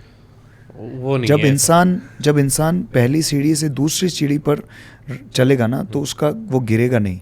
जब आप पहली से 6वीं सीढ़ी पे छलांग मारोगे, और बिना उस कैपेबिलिटी के आप छलांग मार सकते हो, अगर आप में वो कैपेबिलिटी है, अगर आप जिम्नास्टिक करते हो तो आप वो छलांग मार सकते हो, लेकिन उसके बिना अगर आप मारोगे तो शायद आप गिर भी जाओगे। सही। और ऐसा गिरोगे शायद उठ ना पाओ। तो मैं वैसा नहीं चाहता, मैं चाहता हूँ कि मेहनत करके, अपने आप में इम्प्रूव करके, जो क्षेत्रों में आप इम्प्रूव कर सकते हो वो करके आप आगे बढ़ोगे, तभी आपकी सस्टेनेबल ग्रोथ होगी। अपनी गोल्स को फोकस करने के लिए आप क्या चीज़ें यूज़ करते हैं? मतलब आपने गोल किया भाई इस पर मुझे काम करना है, कैसे उस पर फोकस कर पाते हो? जैसे अभी आपने ऑफ कैमरा बात की कि मैं बुक्स काफ़ी पढ़ता रहता हूँ। बुक्स बहुत पढ़ता हूँ। मुझे 2011 में मेरे कॉलेज के फ्रेंड हैं, उन्होंने बोला था कि Vikalp, if you want to do something in your life, read books. तो फर्स्ट जो मैंने किताब आपको बताई रॉबिन शर्मा की, who will cry when you die, वो मैंने पढ़ी थी, तो उससे मेरी लाइफ में बहुत इंप्रूवमेंट है। कब पढ़ी थी पहली बुक? 2011 में। 2011 में। और अभी तक आपने लगभग कितनी किताबें पढ़ी? मेरे को लगता है एक्सप्लोर, मतलब कंप्लीटली तो नहीं पढ़ी, लेकिन एक्सप्लोर कहता है ना, ऑन एंड ऑफ, कभी कोई पढ़ी कभी कोई पढ़ी, ऐसे 50 से 100 के बीच में वो आंकड़ा रहेगा, 100 बुक्स के आसपास ओवरऑल। जो ऑडियंस देख रही है, अगर उनको आप 5 बुक रिकमेंड करना चाहें तो? जी हाँ, बिल्कुल। मैंने ऑफ कैमरा भी बताया, ऑन कैमरा भी बताऊंगा। वो व्लॉग में गया। Bhagavad Gita for sure, Shrimad Bhagavad Gita. जो लोग मानते हैं कि ये धार्मिक ग्रंथ है, धार्मिक ग्रंथ भी है, परंतु ये सभी धर्मों से ऊपर और टाइम लेस, मतलब समय पर जिस चीज़ का कोई प्रभाव नहीं पड़ता, प्रैक्टिकल बुक है, आपके जीवन में परिवर्तन कर सकता है। भगवद गीता मन को कैसे कंट्रोल में रखता है, क्या करना है क्या नहीं करना है, कर्म का सिद्धांत, आज से 5000 पहले भी रेलेवेंट था, आज भी, और आज से 50,000 साल भी बाद भी रेलेवेंट रहेगा। नंबर 1 पे श्रीमद् भगवद गीता फॉर श्योर। फिर इसको मैं नंबर 1 पे तो वो है, बाकी हायरार्की नहीं दे रहा हूँ, मतलब तो 2-3 ऐसा नंबर नहीं, ओवरऑल बता रहा हूँ। एक बुक आ गई who will cry when you die, एक आ गई eat that frog by Brian Tracy, जिसमें आपको मैनेजमेंट, ये सारे मैनेजमेंट और सेल्फ हेल्प बुक हैं जो आपको बताते हैं कि दिन को प्रोडक्टिव कैसे बनाना है। एक एटॉमिक हैबिट्स जो आपने पढ़ी है कि इंसान ये सोचता है कि बहुत बड़ा चेंज करना चाहिए। जनरली क्या होता है कि अगर आपको कुछ पाना है तो बहुत कुछ खोना पड़ेगा, ऐसा नहीं होता है। अगर आप very small change also can drastically change your life if you are consistent, if you are regular. मतलब आप किसी चीज़ को, मतलब कहते हैं ना, consistency is the mother of mastery. Regularity बहुत ज़रूरी है किसी चीज़ में। अगर आप रोज़ 15 मिनट खाने के बाद वॉक करो एवरी डे और 1 साल तक लगातार करो तो वो आपकी लाइफ को बहुत परिवर्तन कर सकता है। अगर आप सिर्फ 10 पुशअप रोज़ मारो, जैसे आपने कुछ भी एक्सरसाइज नहीं किया और आप रोज़ का 10-15 पुशअप चालू कर दो तो वो 6 महीने में आपका मतलब काया पलट कर सकता है। तो ऐसा कह रहा हूँ। तो ये किताबें जो है सेल्फ हेल्प बुक के लिए, who will cry when you die, eat that frog, फिर एक नो एक्सक्यूज़ करके ब्रायन ट्रेसी की बुक है, वो बहुत अच्छी है। और अगर आप ये सारी किताबें पढ़ नहीं सकते तो इनकी ऑडियो बुक्स हिंदी में अवेलेबल हैं यूट्यूब पे। यूट्यूब तो ये आराम से, जैसे आप वॉक करने जा रहे हो शाम को, ईयरफोन आपने लगाया और आपने सुन लिया, रोज़ आधे घंटे सुनोगे तो महीने की 4-5 किताबें कंप्लीट हो जाएगी। बहुत इजीली। यस, तो सबको पढ़ना चाहिए बुक्स 101%। विकल्प भाई, अगर कोई मिमिक्री या इस फील्ड में आना चाहे, क्या स्कोप है आगे? नहीं। हाँ? कोई कॉमेडी करना चाहे, नहीं, कोई स्टैंड अप कॉमेडी करना चाहे, किधर तो रोल दो, बताओ। बहुत पैसा है, हाँ। बहुत इज्जत है, बहुत नाम है। अगर वो कमाना है तो आओ, नहीं तो मत आओ। अच्छा, कमाना है तो आओ। अगर आपको लगता है कि बहुत स्ट्रगल है, बहुत वो है कि रोड पे सोना पड़े, ऐसा नहीं है। अगर ऐसा सोच रहे हो तो मत आओ। पैसा कमाना है, नाम कमाना है तो मिमिक्री की दुनिया में आओ। मेरे को वो बोहेमिया का वो नादिर अली वाला, ब्रदर दिस बैलेंसियागा 25 USD, वो बोलता है कि माशाल्लाह ये चड्डी 25,000। देखिए आपने वो रील है ना, माशाल्लाह मेरा दिमाग उस चड्डी से, तो बोलता है निकलो बाहर, निकलो चड्डी से बाहर निकलो। नहीं, मैं on a lighter note, but 100% आ सकते हैं, लेकिन कहाँ से शुरुआत करनी चाहिए? सेल्फ इवैल्यूएशन वैसा रहना चाहिए। जैसे मैं क्रिकेट का बहुत शौकीन था, प्रोफेशनली खेला, लेकिन एक वक्त पे मुझे आके लगा कि मैं टैलेंटेड हूँ, मैं अच्छा खेलता हूँ, परंतु मेरे में वो एक्स्ट्रा ऑर्डिनरी टैलेंट नहीं है कि क्रिकेट को मैं अपना प्रोफेशन बना सकूँ। I getting my point? कि एक होता है कि यार बहुत अच्छा वो कर रहा है, परंतु मैं इंडिया शायद नहीं खेल पाऊंगा या रणजी भी नहीं खेल पाऊंगा, ये मुझे एहसास हो गया था। या फिर हो सकता है मैं खेल सकता, लेकिन बहुत मुझे मेहनत या ऐसा कुछ होता। तो मैं ये कह रहा हूँ कि आप देखो, आप आसपास में छोटा मोटा कोई प्रोग्राम करो, वो करो, वहाँ से रिएक्शन देखो। फिर अगर आपको लगता है कि पॉजिटिव है, मतलब मेरे में वो एक जो गॉड गिफ्ट टैलेंट तो होना ही चाहिए किसी भी आदमी में, हर कोई हर चीज़ नहीं कर सकता। तो अगर वो है तो फिर उसके ऊपर काम करो कि मैं इसको प्रोफेशनल कैसे बना सकता हूँ, इम्प्रूव कैसे कर सकते। मिमिक्री मुझ में आ गई, लेकिन सिर्फ मिमिक्री से काम नहीं चलेगा। उसके बाद में आपकी स्टेज प्रेजेंस कैसी है, माइक को कैसे पकड़ना है, जोक्स कैसा बनाना है, ऑडियंस के सामने कैसे प्रेजेंट होना है, कपड़े कैसे पहनने, इवेंट वालों से कैसे कांटेक्ट करना है, अपने आप को सोशल मीडिया पे कैसे प्रेजेंट करना है। ओवरऑल इट्स अ बिजनेस, आपको अपने आप को सेल करना है। तो ये सारी चीज़ें आप सीखोगे तब वो फिर मिमिक्री आपको पैसा भी देगी, और जब आपको पैसा देगी, रोज़गार देगी, तभी फिर आपको उसको आप सस्टेन कर पाओगे ओवर योर लाइफ टाइम। तो ये मेरा एक है कि आप अपने टैलेंट को पहचानो। इफ़ यू आर टैलेंटेड, अगर आप में वो काबिलियत आपको लगता है, तो फिर आप वो पूरा उस पर फोकस रहकर, उस पर प्लानिंग के साथ में एक आप राइट डाउन करके कि भाई मेरे को सोशल मीडिया पे इतने फॉलोअर्स का मेरा टारगेट है, मेरे को रोज़ इतने घंटे ये चीज़ें करनी है, मेरे को ये स्क्रिप्ट लिखनी है, मेरे को ऐसे जोक्स लिखने हैं, फिर मेरे को दोस्तों के साथ ऐसा करना है, फिर मेरे को एक माइक ला के कांच के सामने मेरे को घर परफॉर्म करना है। ये सारी चीज़ें आपको शुरुआती दौर में करनी है। फिर मेरे को कोई फ्री में शो मिले तो मैं करने के लिए जाऊँगा ताकि मेरा वीडियो बने। ये प्रोसेस है, ये आपको करना चाहिए। ये मेरा संदेश है उनके लिए। कॉमेडी भी 2 टाइप की होती है, डार्क कॉमेडी भी होती है एक। जी। किस तरफ जाना चाहिए? क्योंकि ऑडियंस मैं अभी तो- डार्क कॉमेडी की तरफ ज़्यादा मेरा पर्सनल ओपिनियन ये है कि क्लीन कॉमेडी की तरफ, मेरा पर्सनल ओपिनियन ये है क्लीन कॉमेडी की तरफ जाना चाहिए, ताकि कोई भी चीज़ हो थोड़ा एंटरटेनमेंट चलता है, यार दोस्तों में बैठे हैं या हल्का फुल्का आपने कुछ कह दिया, वो चीज़ नॉर्मल है। जैसे हम दोस्तों के साथ में बैठे हैं तो थोड़ा बहुत ऊपर नीचे लैंग्वेज होती है, बट अगर आप उसी को अपना बेस बना लो तो फिर वो क्या होती है, वो आप फिर जैसे मैं कितना भी अच्छा काम करूं, फिर मैं अपने परिवार वालों को, उनको मैं प्राउडली वो प्रेजेंट नहीं कर पाऊंगा। मतलब मेरा जो कर रहे हैं उनके लिए रिस्पेक्ट है, मैं उनके किसी के लिए कुछ गलत नहीं कह रहा हूँ, क्योंकि हर चीज़ की एक ऑडियंस होती है, हर चीज़ का एक मज़ा होता है। शराब भी लोग पीते हैं, जूस भी पीते हैं, दूध भी पीते हैं, हर एक का अपना है, मैं किसी के अगेंस्ट में नहीं हूँ। मेरे को पूछोगे तो मैं ये पीऊँगा भाई, फल फ्रूट खाओ और बढ़िया रहो। तो इसलिए clean comedy is my opinion. आपने इंडियाज़ गोल्ड लेटेंट देखा? देखा, बिल्कुल देखा। तो आप सपोर्ट में हैं उनके या कैसे? वो शो बंद हो मैं ये कह रहा हूँ कि भाई वो जो समय रायना है तो इज़ वेरी टैलेंटेड, बहुत मतलब वो डिनाई नहीं कर सकते आपकी, बहुत टैलेंटेड है, टाइमिंग है, हाजिर जवाबी है, सब कुछ है। कुछ चीज़ें जो ओवर द टॉप हो गई, कुछ चीज़ें जो अभी तक हिंदुस्तान में एक्सेप्टेबल नहीं है और होनी भी नहीं चाहिए। कुछ चीज़ों की एक लिमिट होनी चाहिए, चाहे आप किसी भी प्लेटफॉर्म पे हो, कुछ चीज़ों की लिमिट होनी चाहिए। तो वो अगर करे, क्योंकि मतलब मैं ये कहता हूँ कि जब आप वो चीज़ें करते हो ना तो आप लोग आपकी अच्छी चीज़ों को भूल जाते हैं। मतलब आपका टैलेंट फिर वेस्ट, जैसे वो बंद हो गया, बहुत सारे लोग उसको एंजॉय करते थे चीज़ों को। तो मैं कह रहा हूँ उसमें मतलब खाने में नमक जितना करते तो शायद वो नहीं होता, लेकिन आपने नमक बहुत ज़्यादा डाल दिया कि लोगों की नज़र में आ गया।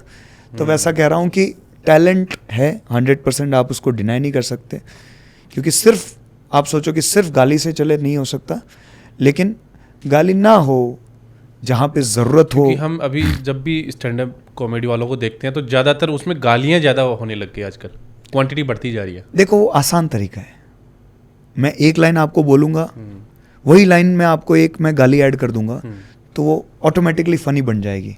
But it is the easiest way. जैसे हमारे कॉमेडी में भी कहते हैं, कुछ शब्द ऐसे हैं, कुछ चीज़ें ऐसी है, टॉयलेट के जोक्स वगैरह, वो कहीं भी आप बोल दो तो लोग हंस जाएंगे, but that is the easiest way. मतलब उसमें आपका टैलेंट कम प्रभाव कर रहा है, वो चीज़ें मतलब वो तो कोई भी बोल के हंसा देगा, मतलब आप समझ रहे हो। लेकिन आप रियल टैलेंट है कि आप क्लीन कॉमेडी में फिर हंसा पाओ। जैसे मैं कोई अरे बोला और कोई लाइन बोल दी तो आप उस शब्द पे आपको हंसी आ जाएगी, लेकिन फिर मतलब आप में अगर टैलेंट है कि उसके बिना हंसा पाओ तो वैसा करना चाहिए ना। मतलब मैं ये मानता हूँ जैसे वेब सीरीज वगैरह होती है, उसमें कोई पर्टिकुलर कैरेक्टर ऐसा है, कोई ऐसा बैड कॉप बताया है, कोई ऐसा गुंडा ऐसा बताया है, उसमें 2-4 शब्दों का इस्तेमाल किया है कहीं पे पर्टिकुलर, उसमें एडवाइस देकर कि ये ऐसी लैंग्वेज वगैरह हमने इस्तेमाल, वो एक रियलिस्टिक चीज़ बता रहे हैं। बट ज़्यादातर लोगों को मुझे लगता है कि इसको अवॉइड करना चाहिए, मेरा ये मानना है। क्योंकि न्यू कमर्स जो भी आ रहे हैं ज़्यादातर स्टैंड अप की तरफ जा रहे हैं, क्योंकि उधर फेमस होने के चांस थोड़ा इजी और जल्दी है। नहीं, फिर ये क्या हो रहा है कि ये कल्चर बढ़ता ही जा रहा है। मतलब देखो मैं कोई वो बहुत बड़ा वो ओल्ड स्कूल साउंड नहीं करना चाहता, बट मैं तो हमेशा से फेवर में हूँ कि थोड़ा डिसेंसी रहे तो अच्छा रहता है।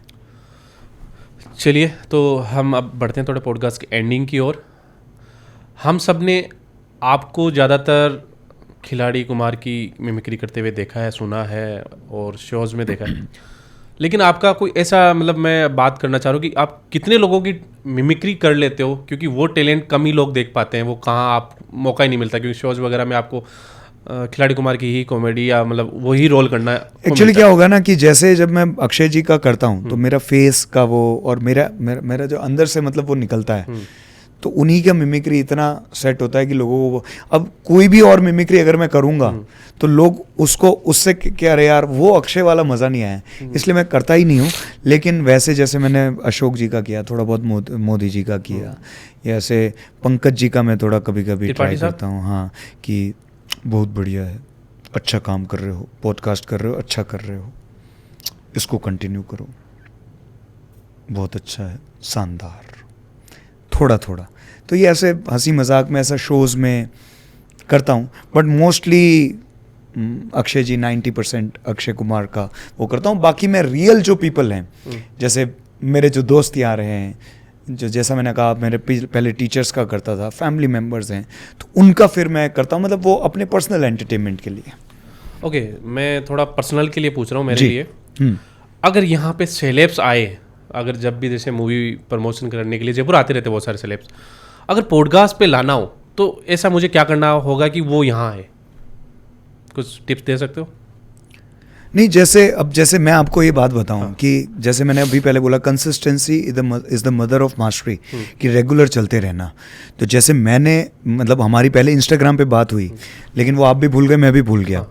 लेकिन उसके बाद में मेरा यूट्यूब पे आपका ऑटोमेटिकली वो सामने आया, है ना, पॉडकास्ट। मैंने देखा तो मैंने कहा यार बहुत अच्छा ये काम कर रहे हैं, है ना। तो मैंने सामने से फिर आपको मैसेज किया।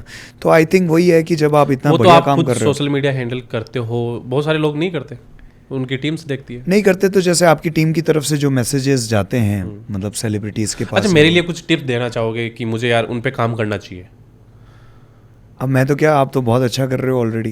कुछ भाई, बड़े भाई के नाते नहीं, कुछ बाकी तो मतलब there is a scope of improvement in every field at every stage. मतलब मेरे को अभी कोई बोलेगा कि मिमिक्री, तो मैं बोलूँगा नहीं यार मैं और इसमें करना चाहता हूँ। डांस कोई बोले मैं और मैं मतलब अपनी टीम के साथ एवरी डे आई डिस्कस कि यार कैसे इसमें करें। यही आग जो है इम्प्रूवमेंट का, जैसे मैंने आपको बताया हु मूव्ड माई चीज़, एक किताब जिसमें वो 2 चूहे बैठे रह जाते हैं और 2 चूहे नई चीज़ की खोज में जाते हैं। तो नया परिवर्तन कि हम और कैसे इसको बेटर करें, और कैसे बेटर सवाल, तो वो तो आप ऑफ कोर्स रिसर्च कर रहे हैं। टेक्निकल एडवांसमेंट तो आपने बहुत अच्छा कर दिया अपने प्रश्नों में, और उसमें चीज़ें इंटरेस्टिंग और सवाल की उसको गेस्ट को और मज़ा आए। तो आई एम श्योर आप उस पर कर रहे हैं। बस वही है कि आप उस पर और जब धीरे धीरे और एक्सपीरियंस के साथ भी आदमी सीखता है, लेकिन आप ऑलरेडी उस सही वे पे हो आप। मतलब मैं तो यही कहूँगा कि उसी रास्ते पर आप और एग्रेसिवली आगे जाएं। आप जब भी इवेंट करते हैं तो वहाँ बैठी ऑडियंस को किस टेक्निक के थ्रू इंगेज करने की कोशिश करते हैं? Eye contact and personal connection is very important when you go on stage. तो पब्लिक स्पीकिंग मतलब एक चीज़ होती है जिसको मैंने बहुत अच्छे से स्टडी किया है। जनरली अपने यहाँ पर वो चीज़ इतना कॉमन नहीं है। Public speaking is an art, everybody should learn that, कि आप जब स्टेज पे जा रहे हो तो how to hold the mic, how to capture the audience. तो जब आप ऑडियंस के मतलब it's not just the mimicry, because in lot of shows I do anchoring, जैसा मैंने आपको बताया। तो उसमें मिमिक्री का 10% ही पार्ट होता है। 90% of the time I am on stage. मैं मिमिक्री नहीं कर रहा हूँ, मैं प्योर एंकरिंग कर रहा हूँ। तो उसमें मैंने 3 घंटा 4 घंटा, वो मिमिक्री से नहीं चल सकता। मिमिक्री से 10 मिनट आप चला सकते हो। अगर आपको 3 घंटे ऑडियंस को बांधना है, किसी को इनवाइट करना है, कोई बात अच्छे से डिलीवर करनी है, तो उसमें आपको पब्लिक स्पीकिंग की विधाएं आनी चाहिए, हिंदी एंड इंग्लिश बोथ, और whatever language you are speaking on stage. तो उसको सीखने के लिए फिर ऑडियंस को कैसे आपको कैप्चर करना है, उनसे आई कांटेक्ट कैसे बनाना है, कि the last person also should be watching at you whatever you are listening, और उसमें बीच बीच में उनको कैसे एंटरटेन करना है, वो सारी चीज़ें। लास्ट में चलो पूरा पॉडकास्ट हो गया, एंडिंग में मतलब कोई ऐसा टास्क, जैसे मैं बैठा हूँ, आपको कोई टास्क हो गया यार, या ऑडियंस बैठी है, उनको हंसाना है। मेरे को हंसाना है, उनको आपको हंसाना है। नहीं, ये तो बहुत डिफिकल्ट है, क्योंकि एक राजू जी का मुझे वो कॉमेडी याद आ गया। राजू श्रीवास्तव जी, स्वर्गीय राजू श्रीवास्तव जी, तो कहते थे कि मोस्ट डिफ़िकल्ट, मतलब जो बड़े बड़े अमीर जैसे लोग होते हैं ना, वो बुला लेते हैं पैसा देकर, और फिर स्टेज पे होता, अरे राजू श्रीवास्तव आए हैं, आइए राजू जी आइए, स्टेज पे आइए, हाँ हंसाइए, राजू श्रीवास्तव हैं। तो राजू श्रीवास्तव जो बोले, तो ऐसे बैठे हैं वो। तो मतलब बंदूक की नोक पे अगर आप किसी को बोले अभी ऐसा हो, तो वो सबसे मतलब the most difficult is that, कि आप किसी को हंसा पाए। पर मैं यही कहना चाहता हूँ कि यहाँ पर आकर बड़ा अच्छा लगा, और आज इन्होंने इतना बढ़िया ये पॉडकास्ट कर रहे हैं कि मैं अपना खुद का खर्चा करके, फ़्लाइट करके, होटल करके, आप सोचो मैं अपना खर्चा करके यहाँ पर आया हूँ, तो बिना किसी पैसे के। ये स्कीमें हैं इनकी। नहीं, अपनी बात हुई थी पैसा डबल करने की, तो उसमें से हिस्सा रख लेंगे ना। हाँ, पैसा डबल होगा। इस पॉडकास्ट से जो भी पैसा इनको आएगा यूट्यूब से, इन्होंने ये मुझसे प्रॉमिस किया है कि उसका 1% नहीं नहीं, ओके, एग्री 1% पे डन। 1% क्यों, 10% ले लो। नहीं नहीं, इतने पैसे का मैं क्या करूं, इतना आता ही नहीं है। इतने सारे 100 रुपए का मैं क्या करूंगा। सही बात है। बहुत मजा आया महेंद्र भाई, बहुत बढ़िया कन्वर्सेशन हुआ और पता ही नहीं चला कि कब 1.5-2 घंटे हो गए। हाँ। मैं काफ़ी थका हुआ था आज, जब मैं आया तो मैं रात भर में मतलब मुश्किल से 1-1.5 घंटे की नींद हुई, but I was so excited to do this podcast. कल मेरा यहाँ पे एक गाने का शूट भी है, शाम को हम एक मैच भी खेलने वाले हैं। मैंने सर को भी इनवाइट किया, इनकी पूरी टीम को भी इनवाइट किया। बट यही होता है जब आप किसी चीज़ को प्यार करते हो, जैसे मैं अपने प्रोफेशन को, अपने प्रोफेशन से रिलेटेड सारी चीज़ों को प्यार करता हूँ, तो मुझे ऐसा लगता है कि I should live the moment and उसमें फिर आपको नींद, ये वो, पैर, सर दर्द कुछ आपको महसूस नहीं होता है। तो यही बेस्ट चीज़ है। क्या कहना चाहेंगे हमारी टीम के लिए? टीम बहुत अच्छी है, as I said before also कि इनको भी मोटिवेशन की ज़रूरत है ना। मैं ऑन कैमरा भी यही कहना चाहूँगा कि मैंने आपके जो रील्स देखे, शॉर्ट्स देखे यूट्यूब पे, पूरा पॉडकास्ट भी आपके, काफ़ी पॉडकास्ट मैंने देखे, तो मुझे सबसे अच्छी बात, मतलब 2 चीज़ें मुझे अच्छी लगी। एक तो 3 चीज़ें हैं। एक तो टेक्निकल जो आपका है, camera work, sound quality, technical aspects, वो बहुत अच्छे लगे। दूसरा आपका स्टूडियो का जो बनावट है, तो जिसने भी ये डिज़ाइन किया है, आपने किया है, आपकी टीम ने किया है, वो बहुत ही aesthetically it's a very beautiful place. और यहाँ पर आकर एक फ़ील आता है, और जब आर्टिस्ट को फील आता है तो वो और मज़े से उस चीज़ को करता है। द सोफाज, डेकोर, बुक्स आपने रखी, तो and these are the actual books. और तीसरी चीज़ जो आपका बात करने का जो है, वो मुझे काफ़ी नेचुरल लगा। मुझे ऐसे लगा कि आप काफ़ी नेचुरल हैं और कहते हैं कि क्या कि ईज़ के साथ, मतलब एक कंफर्ट के साथ आप सारी चीज़ें कर रहे हैं। तो मुझे लगा कि यार मैं जाऊंगा तो मुझे बड़ा मज़ा आएगा वो पॉडकास्ट करने या इंटरव्यू देने में। तो ये 3 चीज़ें बहुत अच्छी, इसके लिए मैं आपकी टीम के लिए और आपके लिए तालियां बजाना चाहूँगा। और मैं ये 100% कह सकता हूँ कि जो राजस्थान के टॉप अभी पॉडकास्ट चैनल होंगे, तो उसमें 100% आपका नाम है। हाँ, मेरी तरफ से मैं कह रहा हूँ कि 2-3 लोग, मतलब मैं किसी को ऊपर नीचे तो मैं इतना मेरे में वो नहीं है, सब अपनी तरफ अच्छा काम कर रहे हैं, पर आप राजस्थान में बहुत अच्छा काम कर रहे हैं। क्या नाम है हमारे चैनल का? मैं YT महेंद्र, मतलब याद तो यार, अरे क्या बात है,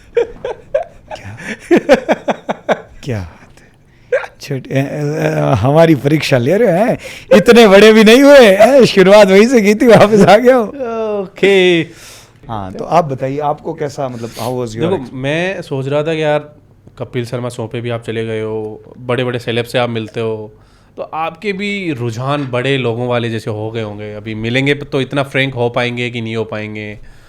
जो बातें, एक होता है कि यार तरीके से बात करनी है, बंदा बड़ा है, ठीक है, बुरा मान जाएगा, वो सारी बातें मतलब रहती है माइंड में। लेकिन जब मिले, हाँ यार ये अपन जैसा है, हो जाएगा, बन जाएगी बात, तो वो सारी जो रहती है, तो अच्छा लगा, बहुत अच्छा लगा। मुझे भी बहुत अच्छा लगा भाई।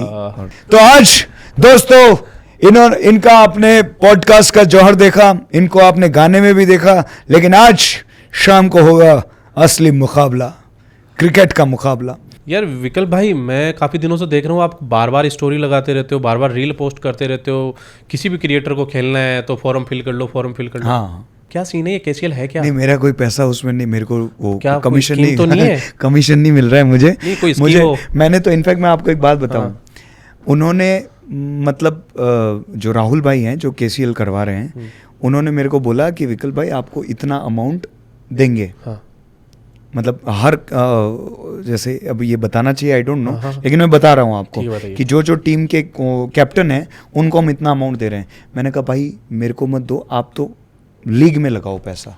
मतलब मैंने ये बोला, मैं ऑन रिकॉर्ड आपको ये बात बोल रहा हूँ, क्योंकि मेरा प्रेम क्रिकेट से है। मैं पिछले साल भी KCL खेला था, तब वो खेलो क्रिकेट लीग, खेलो कॉमेडियन लीग होता था, जिसमें बहुत बड़े बड़े कलाकार सब कॉमेडियन। मैंने कहा राहुल भाई यार, वो मिले मुझे इस साल, अभी 2-3 महीने पहले मेरे को कि उन्होंने, वो भी मेरा काफ़ी रिस्पेक्ट करते हैं, और पिछले साल वो हम जीत गए थे, जोधाना वॉरियर्स मेरी टीम थी, तो हम लोग वो जीत गए थे, तो मेरे को और इंटरेस्ट आया फिर कि चलो यार हम जीत गए टूर्नामेंट।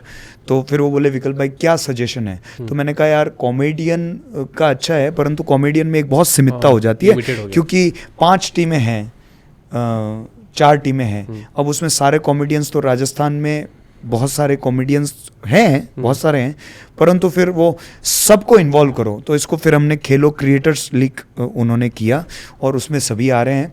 और मैं इसलिए सपोर्ट में हूँ कि एक सही चीज़ सही ऑडियंस तक जाए, राजस्थान के फेमस क्रिएटर्स तक जाए, और जो जो क्रिकेट के शौकीन हैं वो यहाँ पर आएँ, और एक 2-3 दिन का एक फन फेस्ट जैसा हो कि क्रिएटर्स सारे मिलें, एक माहौल बने।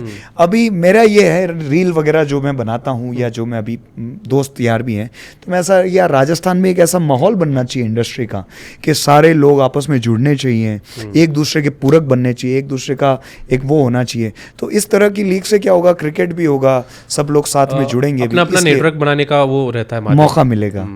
तो इसलिए अभी फीमेल भी इसमें जो है, जैसे मैंने उसमें बोला कि यार हर टीम में 2 फीमेल भी होंगी और वो खेलेगी भी, 2 उनके लिए ओवर डेडिकेटेड भी रहेगा कि उनको भी खिलाओ, मेल को भी खिलाओ, फीमेल को भी खिलाओ, और सारे क्रिएटर्स को लेकर आओ, जोधपुर से लाओ, उदयपुर से लाओ, नागौर से लाओ, गंगानगर से। केसीएल कराने का मेन मोटिव यही है, कुछ और है?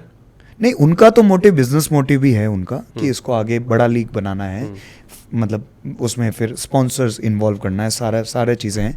लेकिन मेरा ये मकसद है कि भाई मेरे को क्रिकेट खेलना है और सारे क्रिएटर्स एक साथ जमा हो तो मज़ा भी आएगा क्रिकेट खेलने में। First motive is cricket and second motive is सारे क्रिएटर्स हो। मेरा पैसे का मोटिव नहीं, लेकिन उनका तो होगा ही, क्योंकि इतनी मेहनत कर रहे हैं तो, और उसमें कोई गलत बात भी नहीं है। अगर मेहनत कर रहे हैं और आगे उसमें पैसा बने तो इट्स गुड। बहुत बहुत बढ़िया, ठीक है, तो हम भी आते हैं फिर। आइए, मिलते हैं। हाँ, क्योंकि हमारे भी 50,000 से ज़्यादा है सब फॉलोअर्स 2 लाख से। मेरा भी यूट्यूब चैनल है।